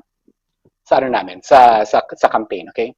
Now, next please. Next slide. So we've identified 3 key strategic activities for the CIP. We organize our members. It is so critical to organize. I'm happy to see 300, ilan na ba ito? 388. So we need to see that, okay?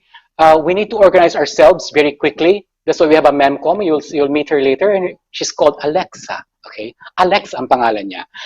So we need to do that. Organize the members.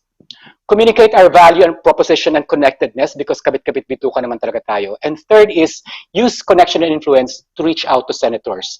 And with those key activities, we have mapped out six key campaigns as starting points.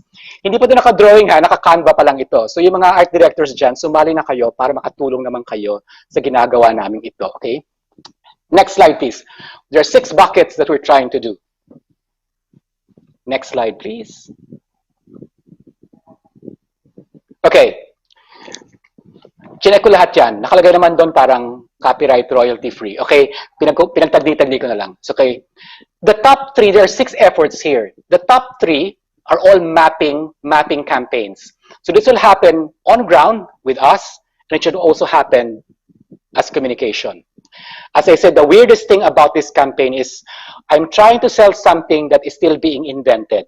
Okay? You get the weirdness of that, diba? So ginagawa pa lang, binibenta ko na. Nag-offer na ako ng pinakbet for lunch, pero lahat ng gulay nasa garden pa. Okay? So, what do we need to put together? So there are 3 mapping activities that we are going to do. So this is both campaign and on ground. This is us, is how we slot as industries. Obviously, we cannot go to everyone, but we've already noticed that NLEC exists, the Fashion Coalition exists, there are people in comics, there are people in animation, there are people in so many places that have already organized. So we need to slot everyone in so we can get all the information that they will need. Because they're already asking for the senators are already asking for certain data points that we don't have yet. So that This Is Us is a mapping exercise. So if that is organized around sectors, I mean sub-industries. Number 2 is we're doing a campaign, it's called You Are Here. This is a mapping of all the people based on their, ayoko na sabing designation, parang based on their kakayahan at kagalingan, okay? So this actually locates you in the whole industry. So hi, I'm Dennis Marasigan, I'm also a theater person, and I locate myself here. And we can locate all of these. So if there are people who are programmers here who can do the apps, who can do all of these things, we need some help because we want this to be interactive. So that when you click on yourself, you can actually see all your Kevin Bacons in your life, all the 28 degrees of separation from all the other industries. Number 3 is called Sana All. So this is a tagging campaign. The tagging is that this is organized around output. So a picture, it could be a show, it could be a house, it could be a comic, it could be anything, okay? So the concept of the tagging is this. We want to organize also and locate everyone based on the pieces of work. So kumbaga sana itag natin lahat, hindi lang yung mga sikat sa atin o mas masikat pa sa atin, sana itag natin lahat pababa. Kumbaga give credit where credit is due. So the point here is this. If you notice those top 3 organizing principles, they're actually platforms. It organizes us in terms of as an economic force. It locates you in terms of a community of people and skills and talents, and then it locates you based on outputs. So if you can do all these 3 things, and we'll do this in the comms, kung anong available sa amin, ilalabas na namin kasi kailangan maglabas, we will start doing this. And I hope you can all participate. This will not happen without your participation. Okay, so that's what we'll do. Now, 4, 5, 6 would be, okay, 4, 5, 6. 4 is inner circle. That's a lobbying effort. And we already tested this yesterday. So I'll report on this later. The idea is this. We need to humanize our lobby also. Mainly because wala ko masyadong maraming kilala mga senators saka mga congressmen, okay? So kumbaga, pero kilala ko yung gumagawa ng bulaklak sa bahay niya, okay? So ibig sabihin, we need to humanize this inner circle so that we can arrange meetings with them. And we can discuss the bill with them and the additional concerns that we had in the thread to bring it to them. I think the fastest way is a face-to-face, and we need to do this. Of course, face-to-face with mask and a little distancing in an open-air restaurant, pwede naman ito mangyari. So this is a project that we're doing, and we need your help looking for inroads and close inner circles into the senators. Number 5 is this campaign. It's a brainstorm. So, Melvin Mangada, Lay Reyes, JC Valenzuela, Norman Agatep, lahat ng mga tao dyan, tumulong kayo dito. This naman argues for our intrinsic value. And this is the idea of tracing the root of an idea as it goes to the value chain. We have an example here on fashion that we will present in a while. So this is a campaign that, it's like an Intel Inside, just that. The last is this. The last is the reboot, the CIP Reboot Lab. There are already existing cases where creativity and the creative industries help in solving a problem, okay, a problem, not just our own problems, but problems in the communities, okay, problems in sectors. And you can join this because I'm a firm believer on this one. The idea here is that we do have the native skills to think outside the box, to pursue unexplored ideas, to trigger invention, to trigger innovation, to add value to an existing idea and object. So yes, we can do a reboot lab. So here's a big crowdsourcing idea. Again, we need as much data bandwidth as we can put here together. So we can come together regularly, attack a problem, move on, attack a problem, move on, attack a problem. I have seen this during the lockdown with the lockdown lab, where the kids were, crowdsourcing and open sourcing solutions to intubation boxes and so on and so forth. So that's something that I hope you can join us. Okay. So yun ang 6 na ginagawa namin since Friday. Okay, so ibig sabihin, we will continue to be doing this and elaborating on this. Of course, right now we really need execution people to help us execute these things. We're also looking for digital people because obviously hindi to TVC, wala kaming pang shooting. So lahat ito will proliferate in the social media space for now. So if you want to join any of these buckets,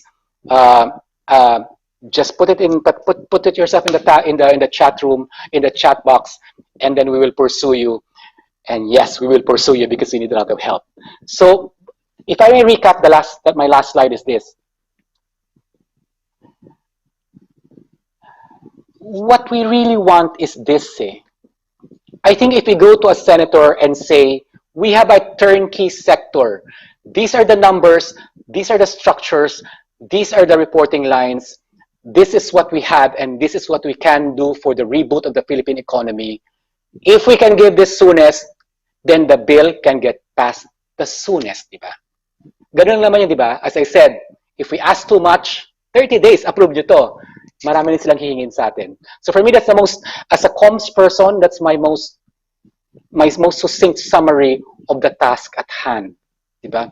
To get this through, we also have to put ourselves together, not just as a sector, because we're not identified as a sector, right? But to actually put it together and say, look, even if the bill, sana wag naman, even if the bill doesn't pass in 90 days, we still need the Creative Industry Council, okay? So we already have the cross-links. We have the creative economy people. We have the design people. We have all of these, and we should come together because I don't think the lobby should stop. Because once this bill is passed, and I'm optimistic, sana we are ready to face them because they will call us. They will call us to meet with them. So that is the main game plan, the shape of the strategy right now for the comms and for the activation. Now, you can put your questions there later, and then we can answer the questions. Two little cases for us. If you're looking for clues on what we did, I would like to turn you over to Shakira Villasainz. She is the president of the National Live Events Coalition, or NLEC. And we just want to demonstrate that because of the pandemic, they came together and did something to become like a sector, an industry, diba? And what can we learn from them? So, Shakira.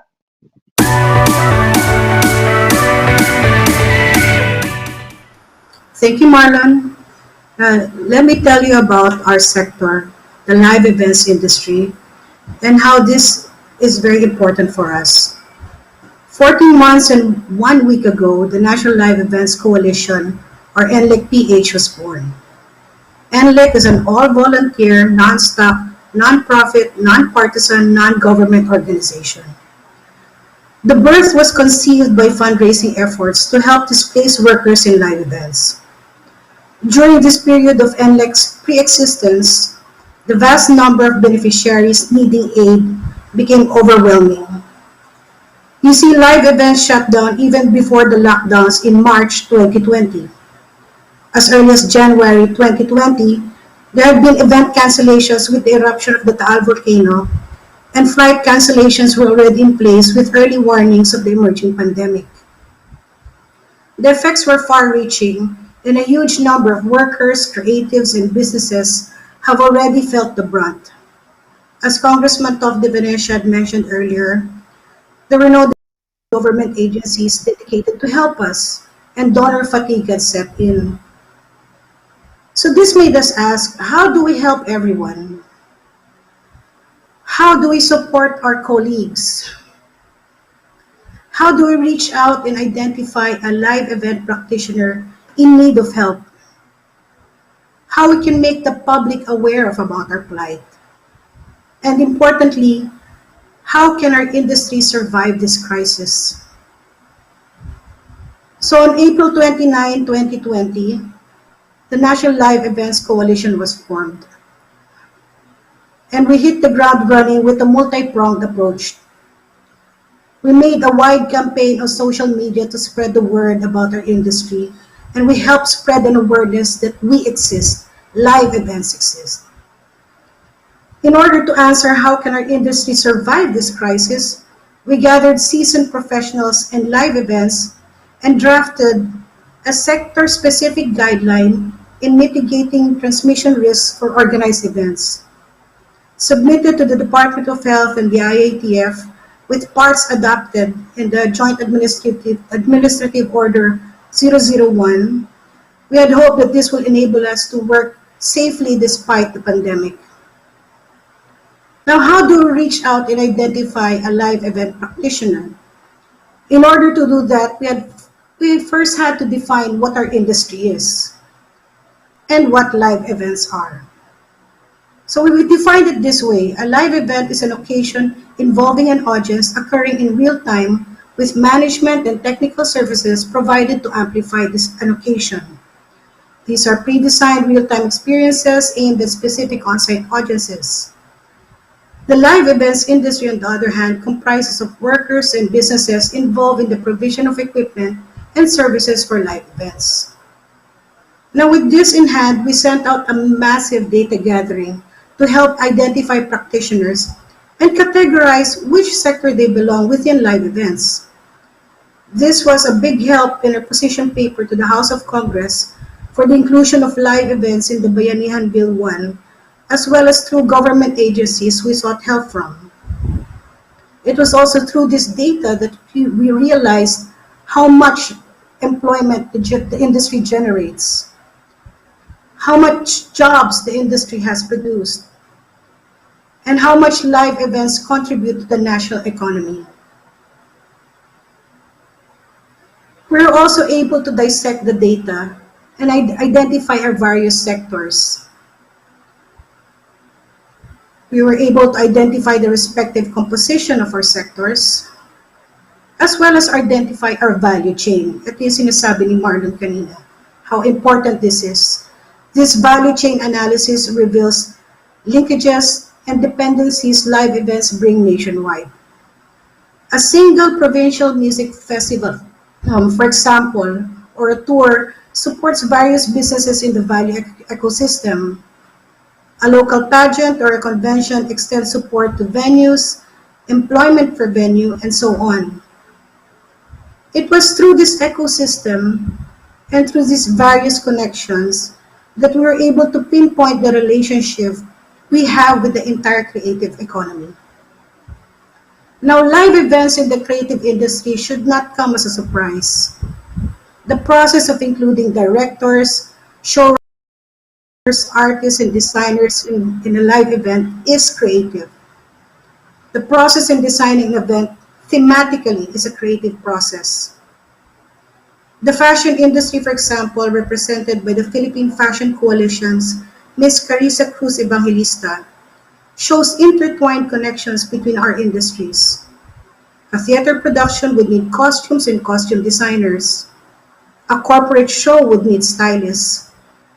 These connections trickle down the line to sewers and textile manufacturers needed for a single event. The value chain thus continues between industries and it continues to grow. The same can be said for the music industry, the visual arts, and graphic design. This is how we are all interlinked together. The live nature of events make it adaptable to whatever events or contents is being created, whether it is a film festival, a product launch, a concert, or even a meeting where information exchange and entertainment are the objectives. Each of these events must be created, produced, and experienced. Events are experiential and the event experience must be designed. So simply put, the process of design is creative. And so for 14 months since our inception, NLEC has not stopped working for the welfare of our industry. We have stayed committed to all our stakeholders, from lobbying for the Freelance Protection Bill, being present in the technical working group committees of the Eddie Garcia Bill, liaising with the Department of Labor Employment for our workers to access aid, seeking soft loans for various companies and businesses with the DTI, to seeking an amendment to reduce amusement taxes, and to continuously coordinate with various government agencies for the safe restart of our industry. We have stayed true to our simple and practical guiding roadmap, or what we call the 3 Rs. These are recovery, revival, and remedy. So just to show you a glimpse of our simple formula, under recovery, this is what we have. We connect, we build position papers, we think of interim solutions. Under revival, this is what we have accomplished. And under remedy, this is what we continuously do. So we may have achieved a lot in 14 months, but as my fellow creatives, all of what we have done and all of what we aim to do for our industry is through intuition. We did not form ourselves with a plan to be an organization and an agenda and with a structured path. We instead followed our hearts with ears on the ground. The National Live Events Coalition started out as a movement. A movement allows people the opportunity to come together, speak their minds, and make people aware that they are not alone in this crisis. This is how movements work, and it works well with inclusivity. Inclusivity with a sincere concern for every live event practitioner have been our guiding principles. So it is with the same inclusivity that the Creative Industries Development Act offers. So we are now looking into the bigger picture of how we can help our peers in the creative industry. We are now looking to a solid creative economy that not only helps our industry, but helps rise our country from the debris of this crisis. For a movement to be successful, the public and the government should be made aware of an issue that they were not aware of before.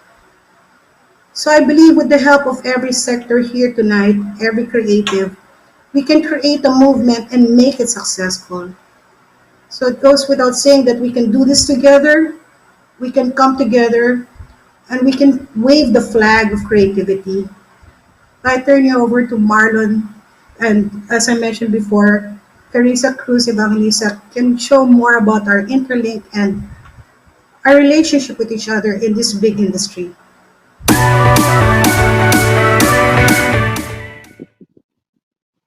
Thank you, Shakira. So that's it. I mean, what's a best case, no? But something a group that came together during the pandemic, so under a lot of pressure. So that is something that we can model as the way we as a way forward. So when we slot into the big map, that this is us map, no? So that's thank you, Shakira. So the next one is a model that we found very interesting. This is from the Fashion Coalition, and it proves the point that The creative industries, of course, as I said, it touches audiences, but it also touches, the other parts of the culture, because after all, everything we do is based on that, right? Everything stems from that. Diyan ang gagaling lahat yan. So, from the Philippine Fashion Coalition, here's the chairman, Carissa Cruz Evangelista, to share with us one of their key projects to demonstrate how we are all, again, interlinked. Carissa? Thanks, Direct Marlon. I'm part of the sea and lake of creatives in the fashion industry that is so grateful that we all came together here today. I'd like to thank you all for coming and spending time with us. I know that your time is very important.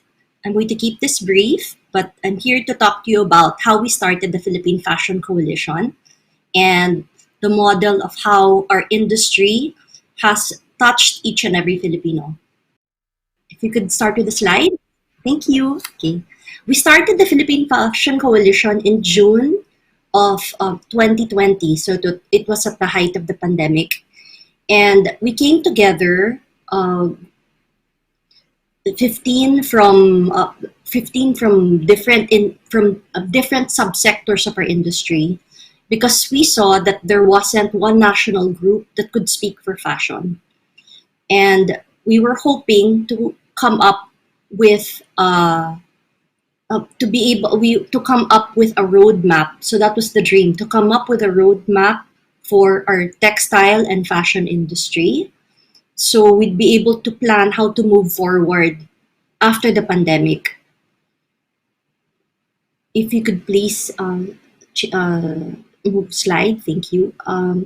There are 4 sectors in our industry. At the heart of our sector, of course, is design. We have our apparel designers, our accessory designers, retailers who are involved in fashion, manufacturers, and of course the component and notion suppliers that supply the apparel and accessory designers, our artisan brands, and the footwear industry.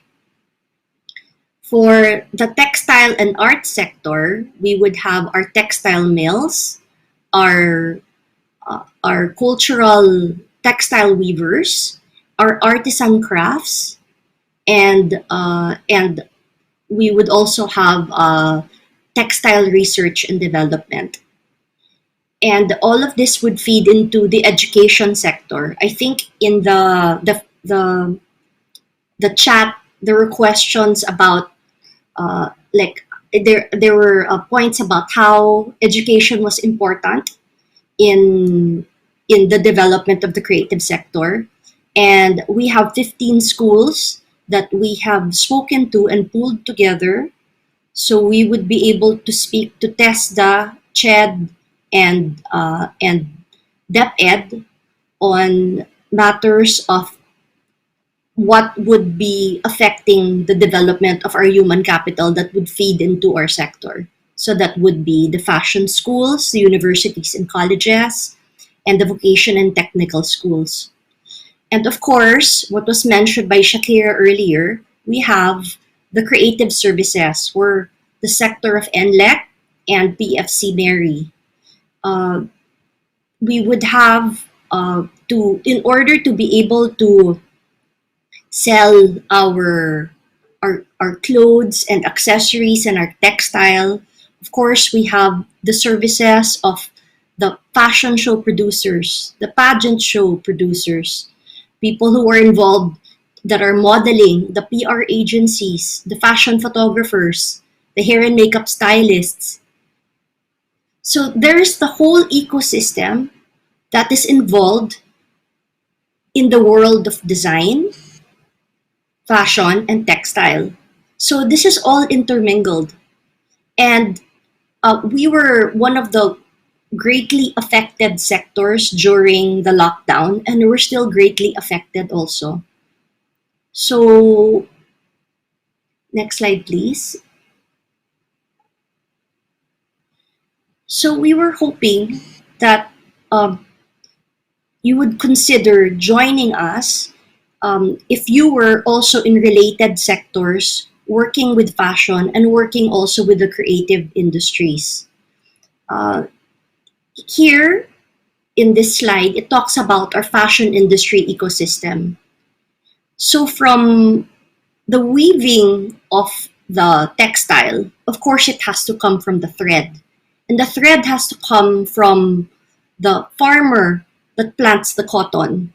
So there would be the the fiber preparation, there would be the gumming also, the spinning and dyeing, and before it ends up moving through a value chain to be able to become that beautiful dress that JC Buendia would make, or something that Carrie Santiago would make, or something that would come from Bench, or from Plains and Prints, or from our shoemakers. There would be the leather that would be coming from the hide of the animals, and eventually, like working with the artisans, be developed by the craftsmen into shoes. And this is the value that we have, that's cut across all our sectors. We all have this intellectual property. With us, in the fashion world, we have the IP value for our design. Again, there would be that IP value also for music, for books. There would also be that IP value that would be for animation, and cut across so many of our industries. So this IP value and our brands is actually our soft power. Earlier, Congressman Toff had talked about the rise of the K-pop. I'm sure when you watched all those movies, you noticed that make Korean makeup na nandun din. Or else you may have noticed na you had a sudden craving for the noodles that you ended up seeing in the movie. So that would be the soft power. We had started a campaign.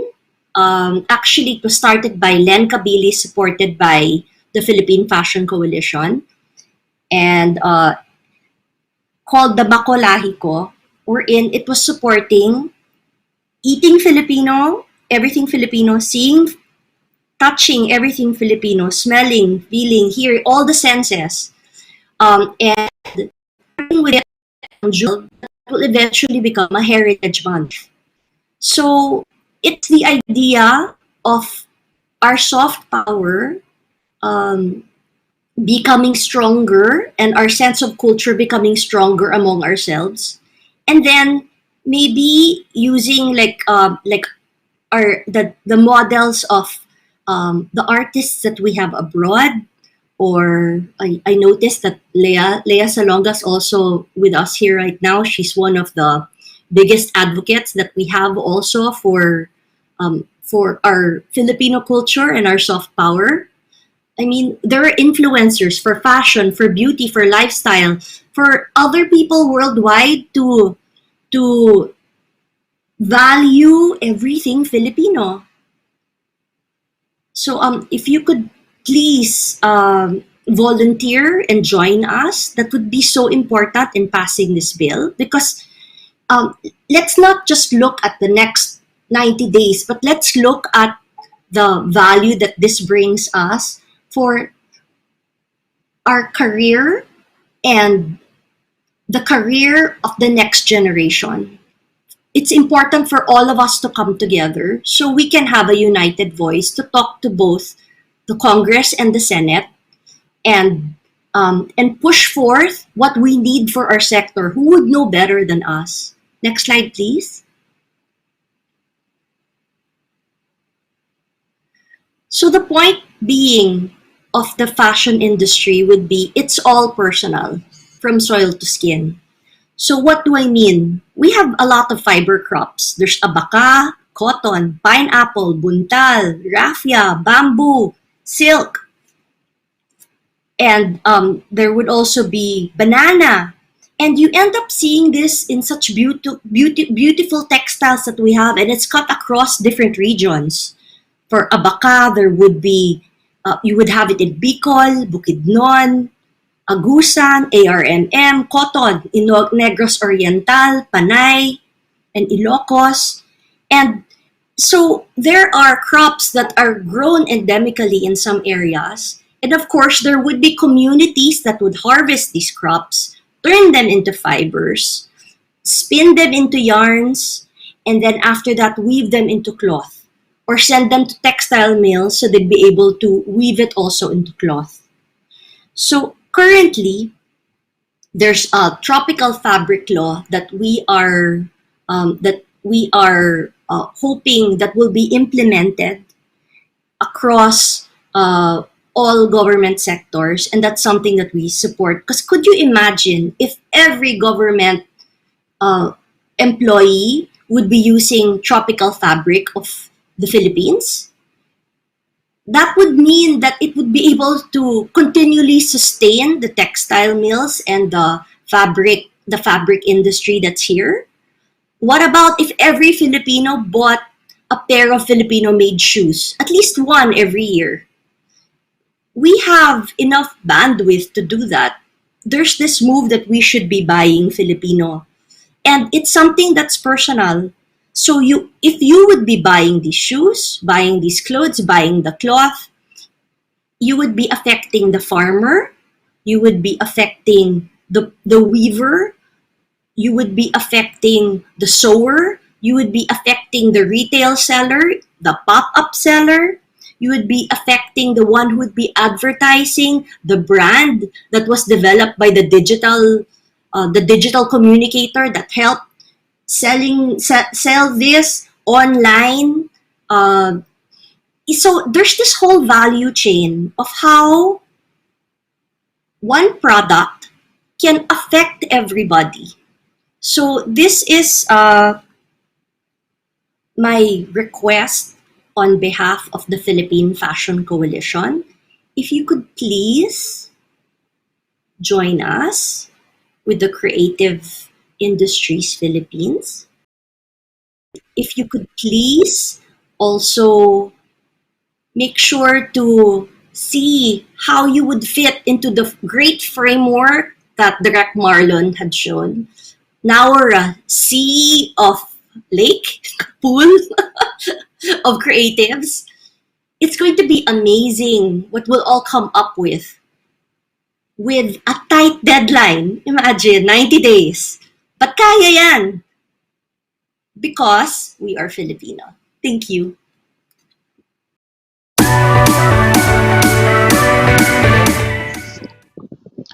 Maraming salamat, Carissa. So, guys, those just two. No, Shakira was talking about the way they built together their coalition together, and of course, Carissa demonstrated that an industry can actually touch everything. No, from the farmers to education. And if you want to be part of this kind of a discussion, just put your name again in the chat. We've been monitoring the chat. There's so many questions that we need to answer. But okay, before we go to the Q&A, I would just like to report something. Remember yung inner circle strategy namin? Okay. If the objective is to talk to the authors and we're able to bring Kong Tof into this discussion, the other author in the Senate is Senator Amy Marcos. So what did we do? Thank you very much to Robert Blancaflor of the Weddings and Events industry. He's also the treasurer of the NLEC of the National Events Coalition. He set up a meeting with us with our 10 ambassadors to meet with Senator Amy yesterday. And so they went there at 4 p.m., they had a merienda, and they were able to talk about our concerns. So again, I tell you, if you have other concerns about the merits of the bill, you should be sending us those questions and those inputs. We're monitoring some of them so we can put them all together, because this will not be the last of the inner circle efforts. We'll keep on doing this for all the senators. Some people already message me about sinong senator na pwede nilang lapitan, kung sino inroads natin, and just tell us, because we can send the delegates the proper combination of people to be able to discuss our concerns to them, and of course to also get a barometer of how they feel about our industry. Okay, so that's what happened in the inner circle. So nagka-meeting na sila, and of course we will create the report for that on what transpired in that meeting. Kasi as I said, and what Dennis already said, dalawang version ito that needs to be merged, no? The one in the lower house and the one in the Senate. So we need to put them together. So that's my report on the inner circle. If you have connections, give us a call, DM, di ba? PM is key, and then we'll arrange all the meetings because these are 24 people. This can be highly directed efforts, no, and we can go to them and talk to them, but we need an introduction. So that's it. We will now go to the Q&A. Q&A. Blah, blah, blah. Okay, so we have questions here. Dennis, you wanna start off the Q&A natin?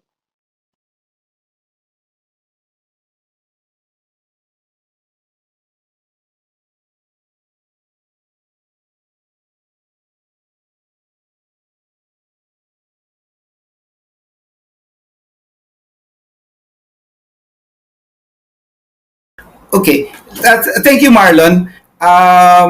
We're going to ask our panelists, Shakira Villa-Symes, Carissa Evangelista, and Marlon also to join us. And we shall now listen to some of the questions, and we will try to answer some of them.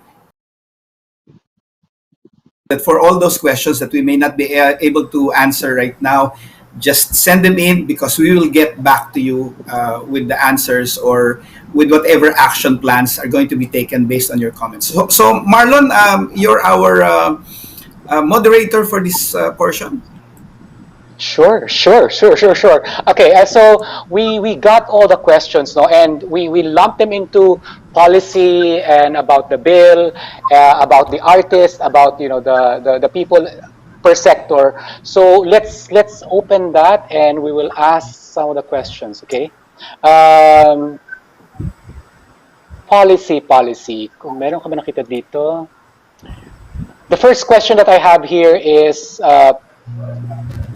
Let's get this out of the way. Is the creative economy roadmap available for the public? So I guess the creative economy is a separate private sector, and so we will ask them about these things. Am I correct, diba? I mean, so we're building the roadmap that is much larger than that, no? That embraces a much broader space, no? So we can do that. A big recurring question is the education industry involved in this effort? This is a question from Professor Nina Tesoro Poblador. And I guess also kasama dito yung question ng education. Dennis, ano bang take mo dito?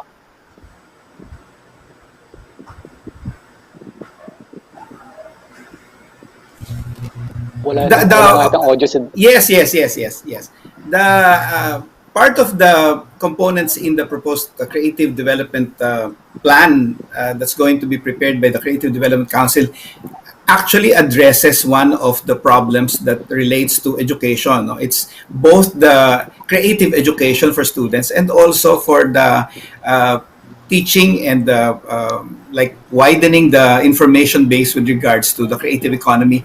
And there are already some teachers, some professors who are part of the Creative Industry Philippines, and we would like to encourage more members from the academe to join us because that's specifically one of the aspects that we will need to be bringing up also to the concern of the legislators. Okay. So that's part of it. I mean, if you think of it as a whole value chain, and I do agree, education is one of the key instruments. We're fundamental in pushing culture, and we are attached to culture because it's the base of that. No? So if all these things are considered and we're going to put it up, I mean, we cannot say that we have all the answers, but definitely we will bring this up in our next meetings. Okay, so industry involved. Same question on education. I'm still in education. Should start. Sabi dito ni Parker Cha. Creative industry should start with education. Only one specialized high school for the arts, very poor education in terms of creative history and so on and so forth. Yes, we hear you on that, Parker Cha. Basics, please include basics of copyright in the plan for education by Debbie Gaite. Yes, sana naman. Kasama din po paano mag-apply ng lisensya. So, I mean, these are very basic things. No? I mean, but I do agree with that.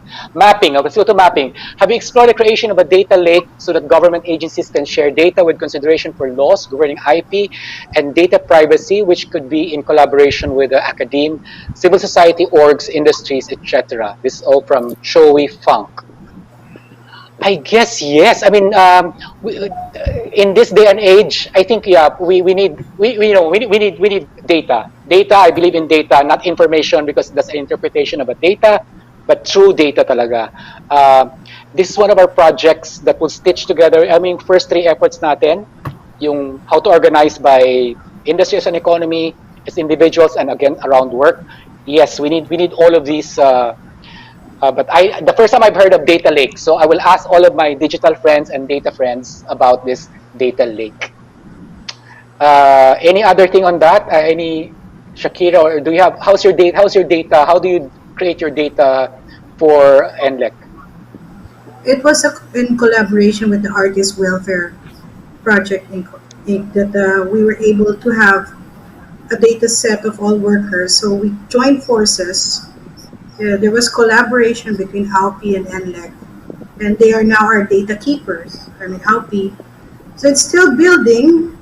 Especially, it was very fruitful for our talks with the Department of Labor and Employment for the Bayanihan Bill 2 stimulus bills to help our workers. And we want to continually build on this because we haven't really reached out that much for those without access to internet.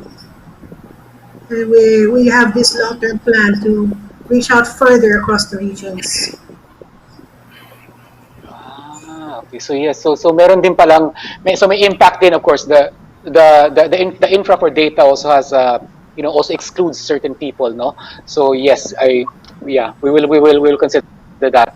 The next, who will define the sectors and how will it be done? Will it be a superstructure or independent autonomous groupings with elected or appointed representatives? This is a question from Ige Ramos. Ige, it's actually in the version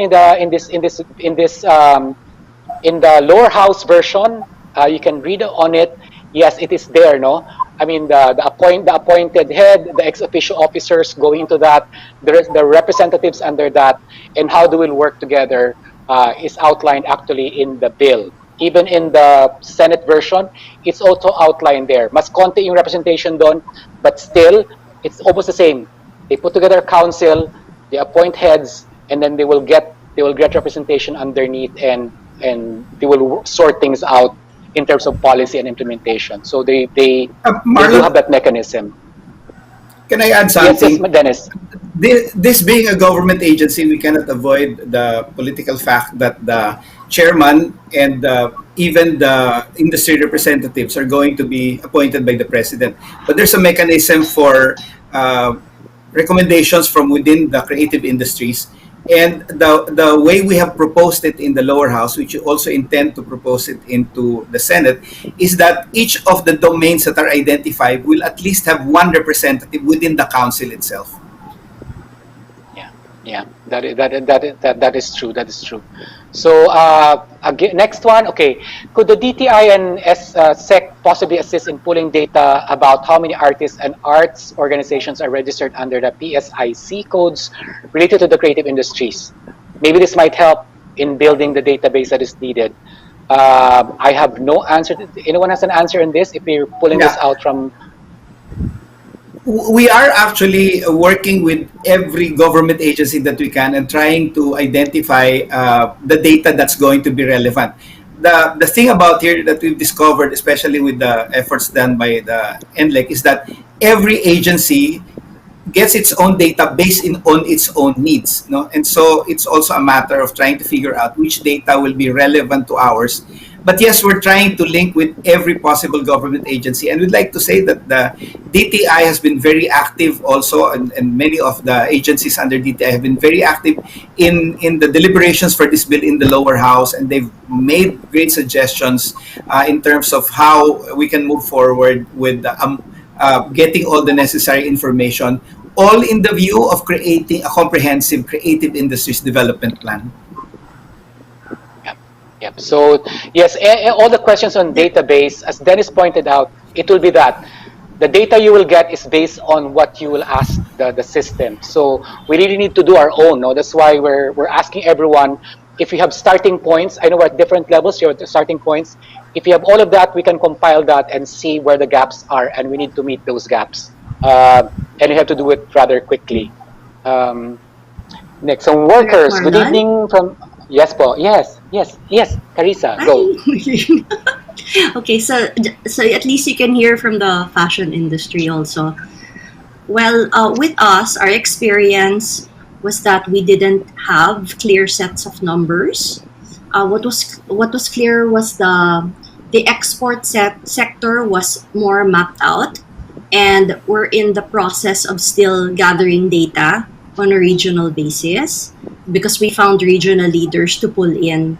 And to your question, if DTI and SEC could pull data from the SIC codes, well, our experience in getting data now has been talking to all the different government agencies during our congressional hearings and somehow getting data that way. So there's no one body that holds data for the whole creative industry. Unlike the business process outsourcing industry that wherein it's easier for them to lobby with Congress and the Senate for their own incentives and for their industry because they have the data in place.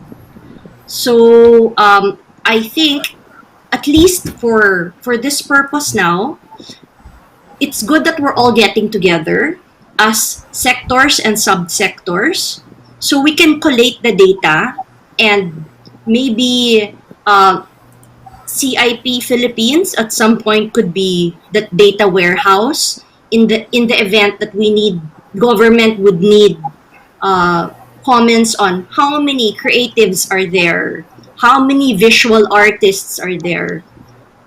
Because if we would ask DTI at this point, and then or we would ask SEC at this point, I don't think they'll be able to answer us.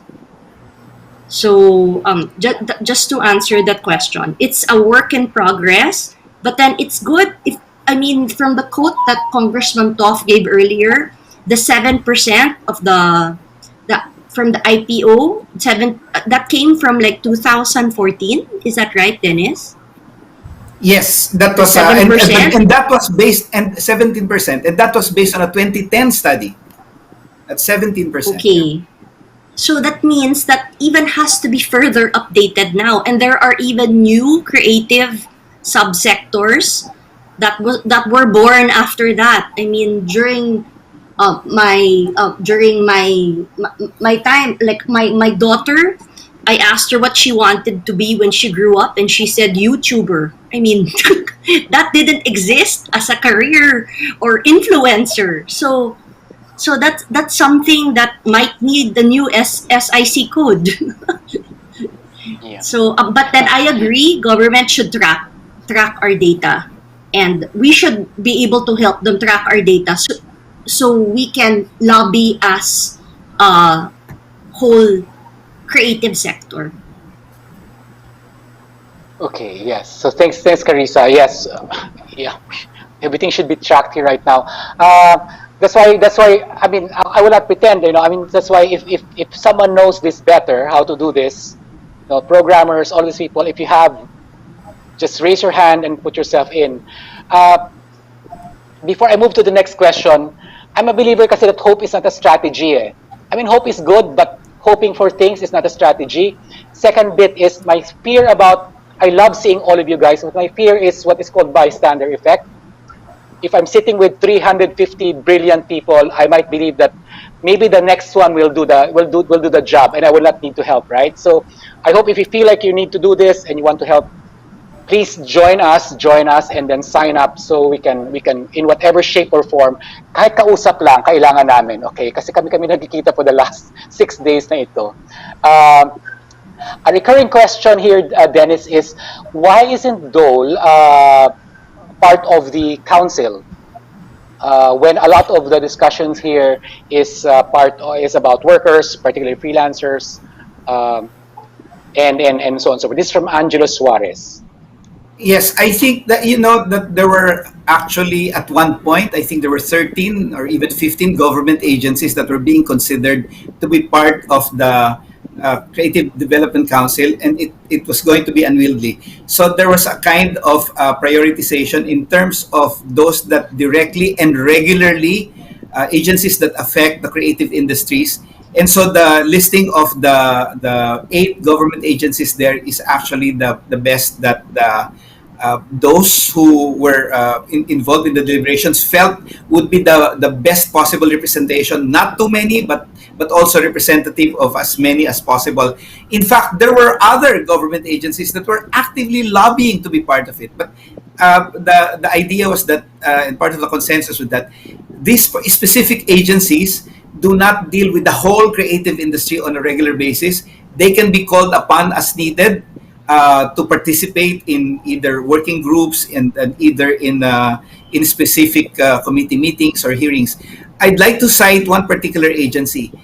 Many of the people who had participated in the deliberations, both from the government, from the House, and also from the consultants, resource persons, felt that NEDA should be the agency that should be there.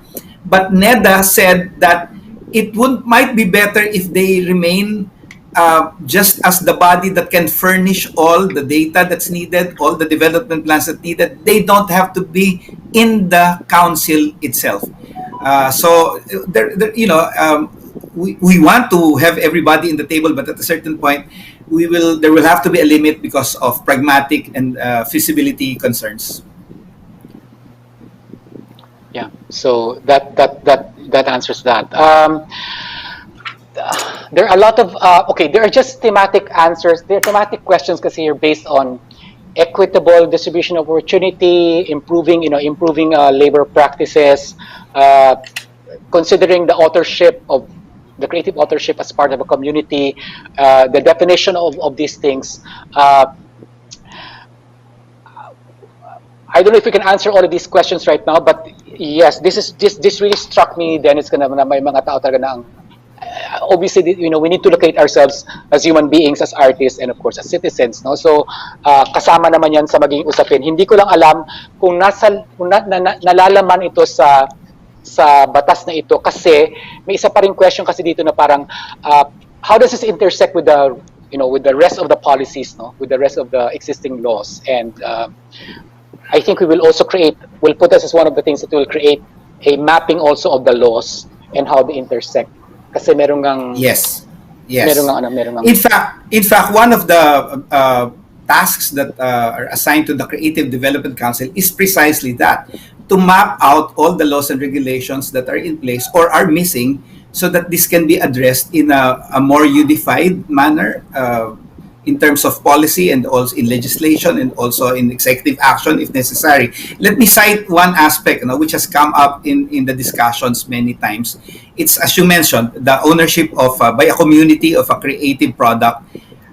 There are other aspects related to it. For example, you have the indigenous people's law, you will have intellectual property law, and just between those laws, there's already a problem in terms of how they intersect. No? So those are exactly matters that we plan to have the Creative Development Council be the lead agency to look into it, because right now nobody's looking into it, because as far as those who are in the indigenous peoples or on cultural heritage or in culture would say, oh, that law is enough for us.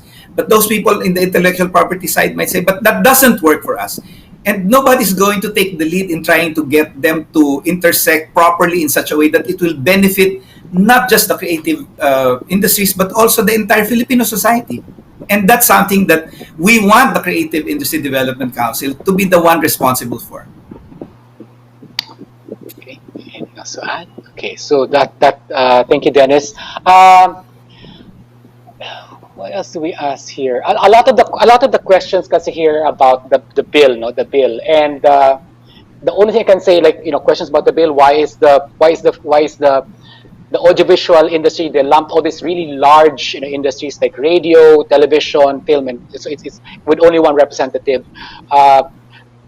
These questions need to be, as it's noted, and I have the same concern, and we're going to push these questions forward into the merging and the next deliberation of the bill. That's why we need to bring all these questions, because as I said, the wiggle room doesn't happen in this discussion, not with CIP, because CIP is really just coming together to become a sector so we can really push all of these things together. So ang pagbubuklod talaga ang importante para madala natin lahat ng mga tanong na ito sa next round ng pagde-deliberate ng Senate version. Anything else? Okay. A lot here about, like a lot of volunteers. Thank you very much for all the volunteers. About Dennis may tanong dito about minimum wage ng mga artists, being paying the artists more. Kasama saklaw ba ito sa usaping ito? Actually, we also have to look at this bill in relation to other legislation that are being passed. As we said, no, for example, yung minimum wage is something that's precisely in the domain of the labor sector and labor legislation. And I just want to say that in the last year, we have really been also pushing for the freelancers law and also the welfare of artists and workers in the different industries, part of the creative industries. So these are all being done alongside each other. Not everything can be done by just one law. And as Kong Tof mentioned earlier, the focus of this particular law is in terms of products and services that have to do with intellectual property and how they can actually be, I'm sorry to use the term, exploited. No, but that's the point of this particular bill. But part of the bill really is to have a creative industry development council so that these other concerns that are related to labor, related to welfare, can be addressed and can be followed through or followed up or initiated for whatever action may be needed by one specific government agency. Shakira mentioned earlier that when NLEC was being formed last year, what happened to NLEC was in trying to figure out which body was responsible for the live industry and freelancers. NLEC went to like practically all the cabinet secretaries and all the cabinet departments, and each one was saying, "Oh no, we only take care of this. You have to go to that agency. Oh, you have to get to that agency. Oh, you have to." And in the end, what NLEC had to do was really to talk to 7 different cabinet secretaries plus a host of other sub-cabinet agencies that have their own mandates. And we can't do that, and we can't continue doing that on private initiative. And it was just NLEC that's doing that at that point. And now a Fashion Coalition is also doing that. But what we need is to come up with an action that can be identified as the action that's done by a collective creative industry sector. So, lumalaot na po ang gabi at marami pang tanong. I promise you guys, lahat po ng tanong ay naka-record. Lahat ng every question that you put in the chat room. And we're going to comb through these questions because we also have the same questions as you have in some of these points. And we promise to report back to you. Sana sabihin ko lang, sana we have this chance to come together, to actually meet together, right? So sana wag kayong bibitaw, di ba? Wag kayong bibitaw. So we will now open the floor to Alexa. Alexa na tayo, di ba? Because let me. No. The road to Congress muna, Dennis. Sige, road to Congress na pala muna. Sige, go, Dennis. So for everybody, schedule. thank you for being with us today. We're just a couple of items more that we need to bring out to you. The first is the timeline. Now, every plan would need to be something that can be measured by time. Let me show a few important dates that we all have to remember. The first date that we have to remember is that there are national elections that are going to be done next year. And that after the elections, Congress will adjourn because a new set of elected officials are going to be put in place and put into office. The entire House of Representatives will have new membership. Some of them might be re-elected, but it's going to be considered as entirely new Congress. That will be the 19th Congress. So the Congress will adjourn on June 4 after the elections on May 9. Can we put that up? And what happens, and some people don't realize this, if this law does not get passed within this Congress, we start from stage one again. We start from the very beginning again in the next Congress. We will have to refile it again, and it will have to pass the first reading and committee hearings and all that, all the things that we have done now. It will have to start all over again. Of course, if we are able to push this as much as we can, so that even if it doesn't get passed, which is still our objective, if it reaches the third reading, then perhaps in the next Congress, the proponent or the sponsor of this bill can say, you know, this already passed second reading and it was in the third reading. Let's skip deliberations. Let's skip committee hearings and let's just discuss this on the merits of this particular version. So whatever happens, we will want to push this bill as far as we can before the elections, before the adjournment of Congress. The reality, though, is that while I'm talking about 2022, we have two dates to consider in next year. One is that the local government, the elections for the local government officials, the election period begins in March 25. And for the national elections, the election period begins in February 8. February 8. So by that time, practically there's nothing that's going to be done in Congress. And in fact, there's another date that we have to remember. The filing of candidacy is actually earlier now than it used to be in elections before. It's now going to be in the period October 1 to October 8. And by that time, once the candidates have filed, you can be sure that while it may not yet be election season, official election period, the candidates are going to be positioning themselves and doing more of election-related activities.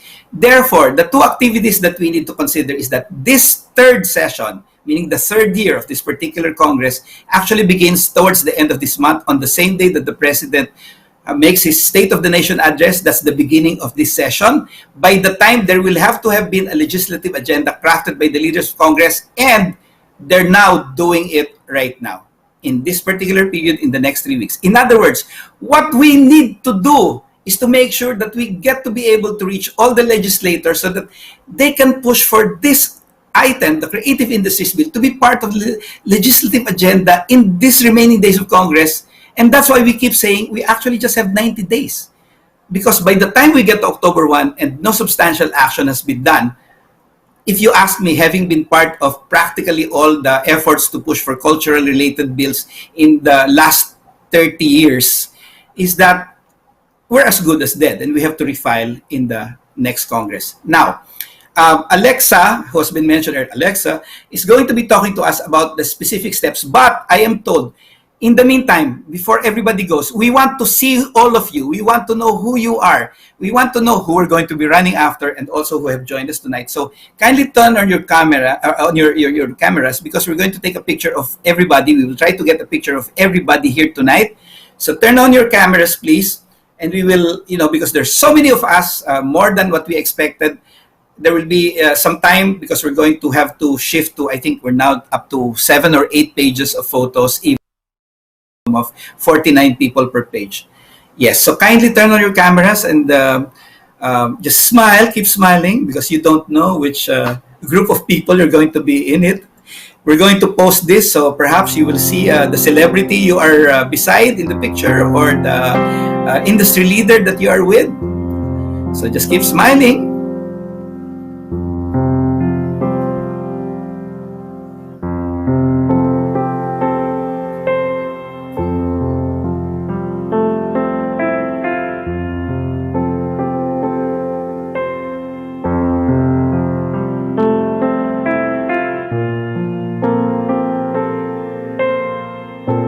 Okay? Are we okay? Oh, 2 more minutes. Sorry. What? Keep your cameras on. That's a good problem to have because there's so many of us tonight.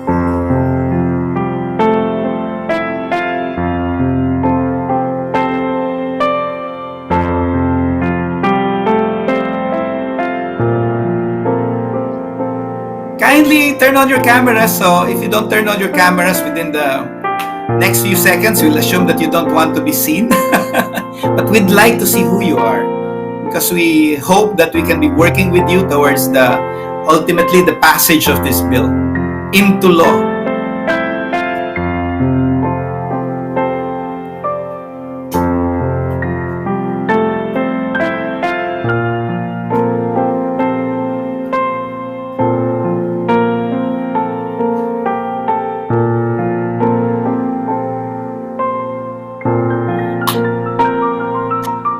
And as Marlon had said, we're taking note of all your questions and comments. Perhaps we're part of the plan is actually to have consultations with the various industries that are part of the creative industries to find out what are the concerns that need to be brought up. Perhaps some things have been overlooked or things need to be spelled out. One of the things that we're actually going to be asking really are particular data related to the industries that you are part of, the contributions to the economy that you're making, how much you lost during the pandemic, number of workers. All right. So, we've seen the timetable and now we are going to talk about the most urgent tasks. And I invite everyone to work with us. And in the meantime, to listen to the head of our membership committee, Miss Alexa Aranas.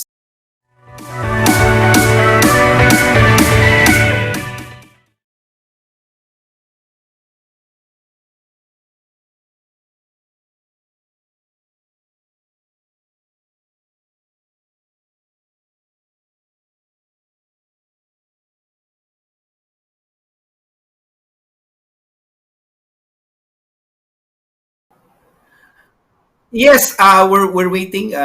We just had a technical problem with Alexa. What she's going to tell you, she's going to tell you about the ways that you can participate in the activities and the initiatives that we're doing.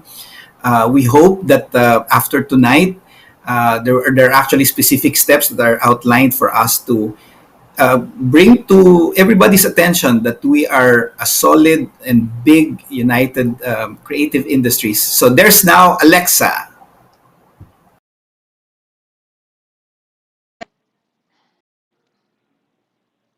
Hi again, everyone. Sorry. I'm Alexa. I'm part of the memberships committee. And it's so overwhelming to see everybody here, and it's really wonderful.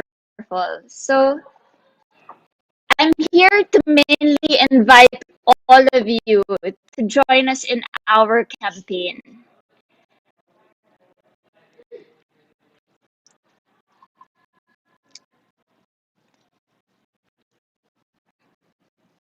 As you can see, we represent volunteers in our target audience. So I'm here to talk about our next steps. So what you see in the slide right now are the different industries affected by this bill. And you can see there are about 50 of them. So next slide, please. Okay, so for the first step, I will be sending everyone a link to our Creative Industries Philippines Facebook group. I do invite all of you to join it. And it will be our main platform for communication and sending out announcements. The next one would be signing up new sign-up form, filling out our new sign-up form. So what's different with this new form is from the old one that we sent out in our Viber group is that this one is now targeted for individual creatives. Whereas our first one was targeted for the whole organizations. So, excuse me. If you could go to the next slide. So we would like to assure you that the data that we collect through this form will be solely for the use of this campaign. Next slide. This section is really more about us getting to know the industries you all belong to. So you can fill out your occupation. Next slide, please. And then these are the different industry domains that we would like for you to fill out. This will help us figure out really who is involved in this campaign and how else we could really disseminate our messages. Next slide. So yes, if you were an individual, please indicate so. Otherwise, you may include your employer. Do include organizational affiliations in the creative industries if you have any, and the location of your work. So for this last section, it's mainly where we ask for you to really point out what work you'd like to help us with as a volunteer. So we have different committees available for everybody. We have the design committee, copywriting committee, digital and social media committee, media relations committee, and secretariat. And you're all invited. And if you have suggestions, you're welcome to come forward to give it to us. Yeah, so as what was mentioned earlier, we started this out Friday, and like, look what we have accomplished, and now we're realizing there's still so much more to actually do. And if you have any special advocacies that perhaps we can partner with, please indicate that. And for the last two, if you have any connections to any media partners or platforms who can help us with this campaign, as well as any member of Congress or Senate, please indicate that there. We will contact you directly through the phone number or contact details that you will provide. So also, you can message us through the Facebook page, as well as email us at creativeindustriesph@gmail.com.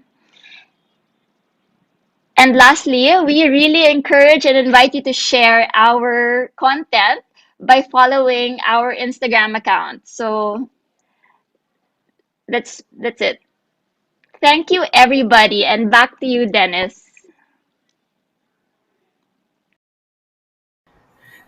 Thank you, Alexa. So again, ladies and gentlemen, thank you very much for joining us this evening. There's so much that needs to be done, and we hope that you can join us because your participation will ensure that this bill is actually going to support and help us in the best way possible. If you will need to tell us, you will need to share with us, to share with everybody in the creative industries what your concerns is. Otherwise, we will not be able to bring it to the attention of the legislators that will need to decide on it. But of course, don't forget that our primary objective is to get them to work on this bill so that these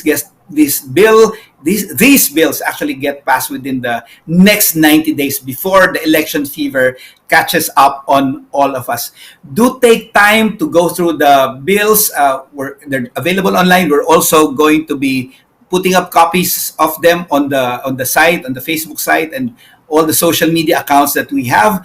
And please, as Alex had mentioned, we need to understand fully that this bills is really intended to help us, but it can only help us in the best way possible if we're also able to influence how it is crafted. I have worked in some bills that didn't go the way we wanted it because at a certain point we just said, oh, we don't care about it anymore, and then it ended up impacting us anyway. So we might as well participate this early, and we need the participation of as many people, as many industries, as many companies, as many influencers as possible. And I do hope, on behalf of everybody involved in tonight's town hall, the Creative Industries Philippines, I do hope that we can all come together to get these bills passed.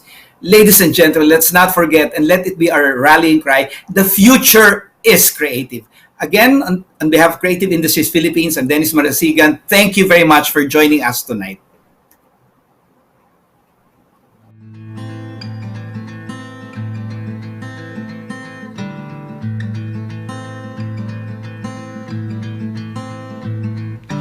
Ika'y nasa baba, ang daan ay pataas. Kahit na maputik, ang sangay madulas. Kami may maliit, pag kumagat pagupit, ipapantalaw kahit na ano pang ihagupit. Kung ika'y nasa baba, ang daan ay pataas. Kahit na maputik, ang sangay madulas. Kami may maliit, pag kumagat pagupit, ipapantalaw kahit na ano pang ihagupit. Daan-daan lang, baka matabig mo. Kitagal kong binuo itong danan ko, at di ko alam, ba't di ko masabi. Sana'y lagi mong tatandaan,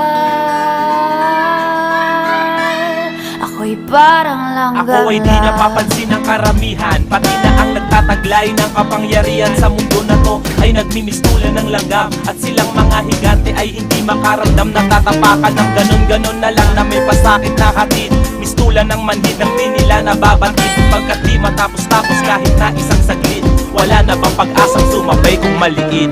Dahan-dahan lang, baka matapid mo.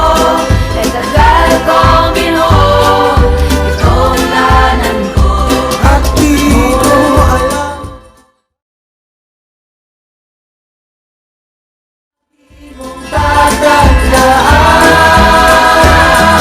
Ako'y parang langgam lang. Sabi ko sa iyo, kahit na may piko, solido pag nagsama-sama kaming libo-libo. Laging positibo, diskarting matalino, pakiabot ang piso ng sambayan ng Pilipino. Kahit natangayin, iba may patayin, palaging tatandaan, makakaasa ka pa rin. Itim mo pula, kulay may magkaiba, di ka uurungan kahit nadambuhala ka pa. Dahan-dahan lang, baka matapid mo. Kay tagal kong binuo itong tanan ko. at di ko alam, ba't di ko masabi? Sana'y lagi mong tatandaan. Ako'y parang langgam lang na kinakaya-kaya nila. Ngunit di ba nasa likod ko ang bawat isa?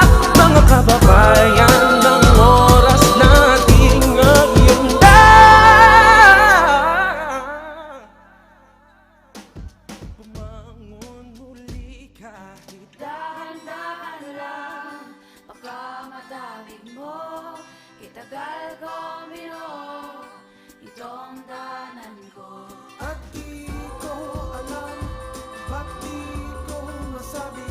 Sana'y lagi mong tatandaan.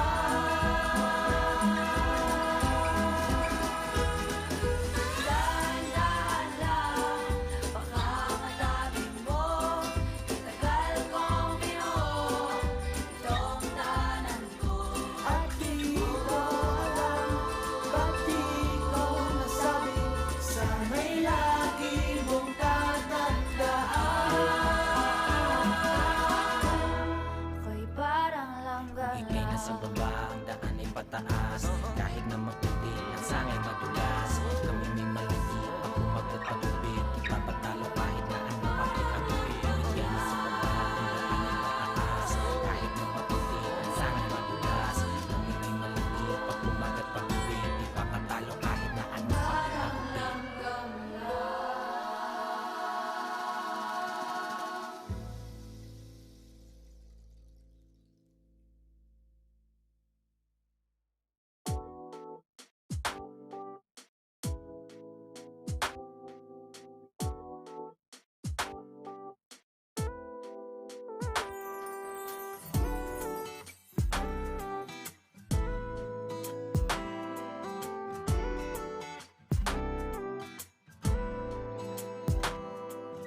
Umuulan, bumabagyo, inanod ang pangarap mo.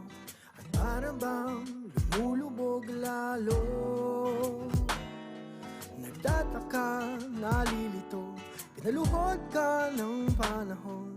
Tuluyan bang wala ng pag-ahon?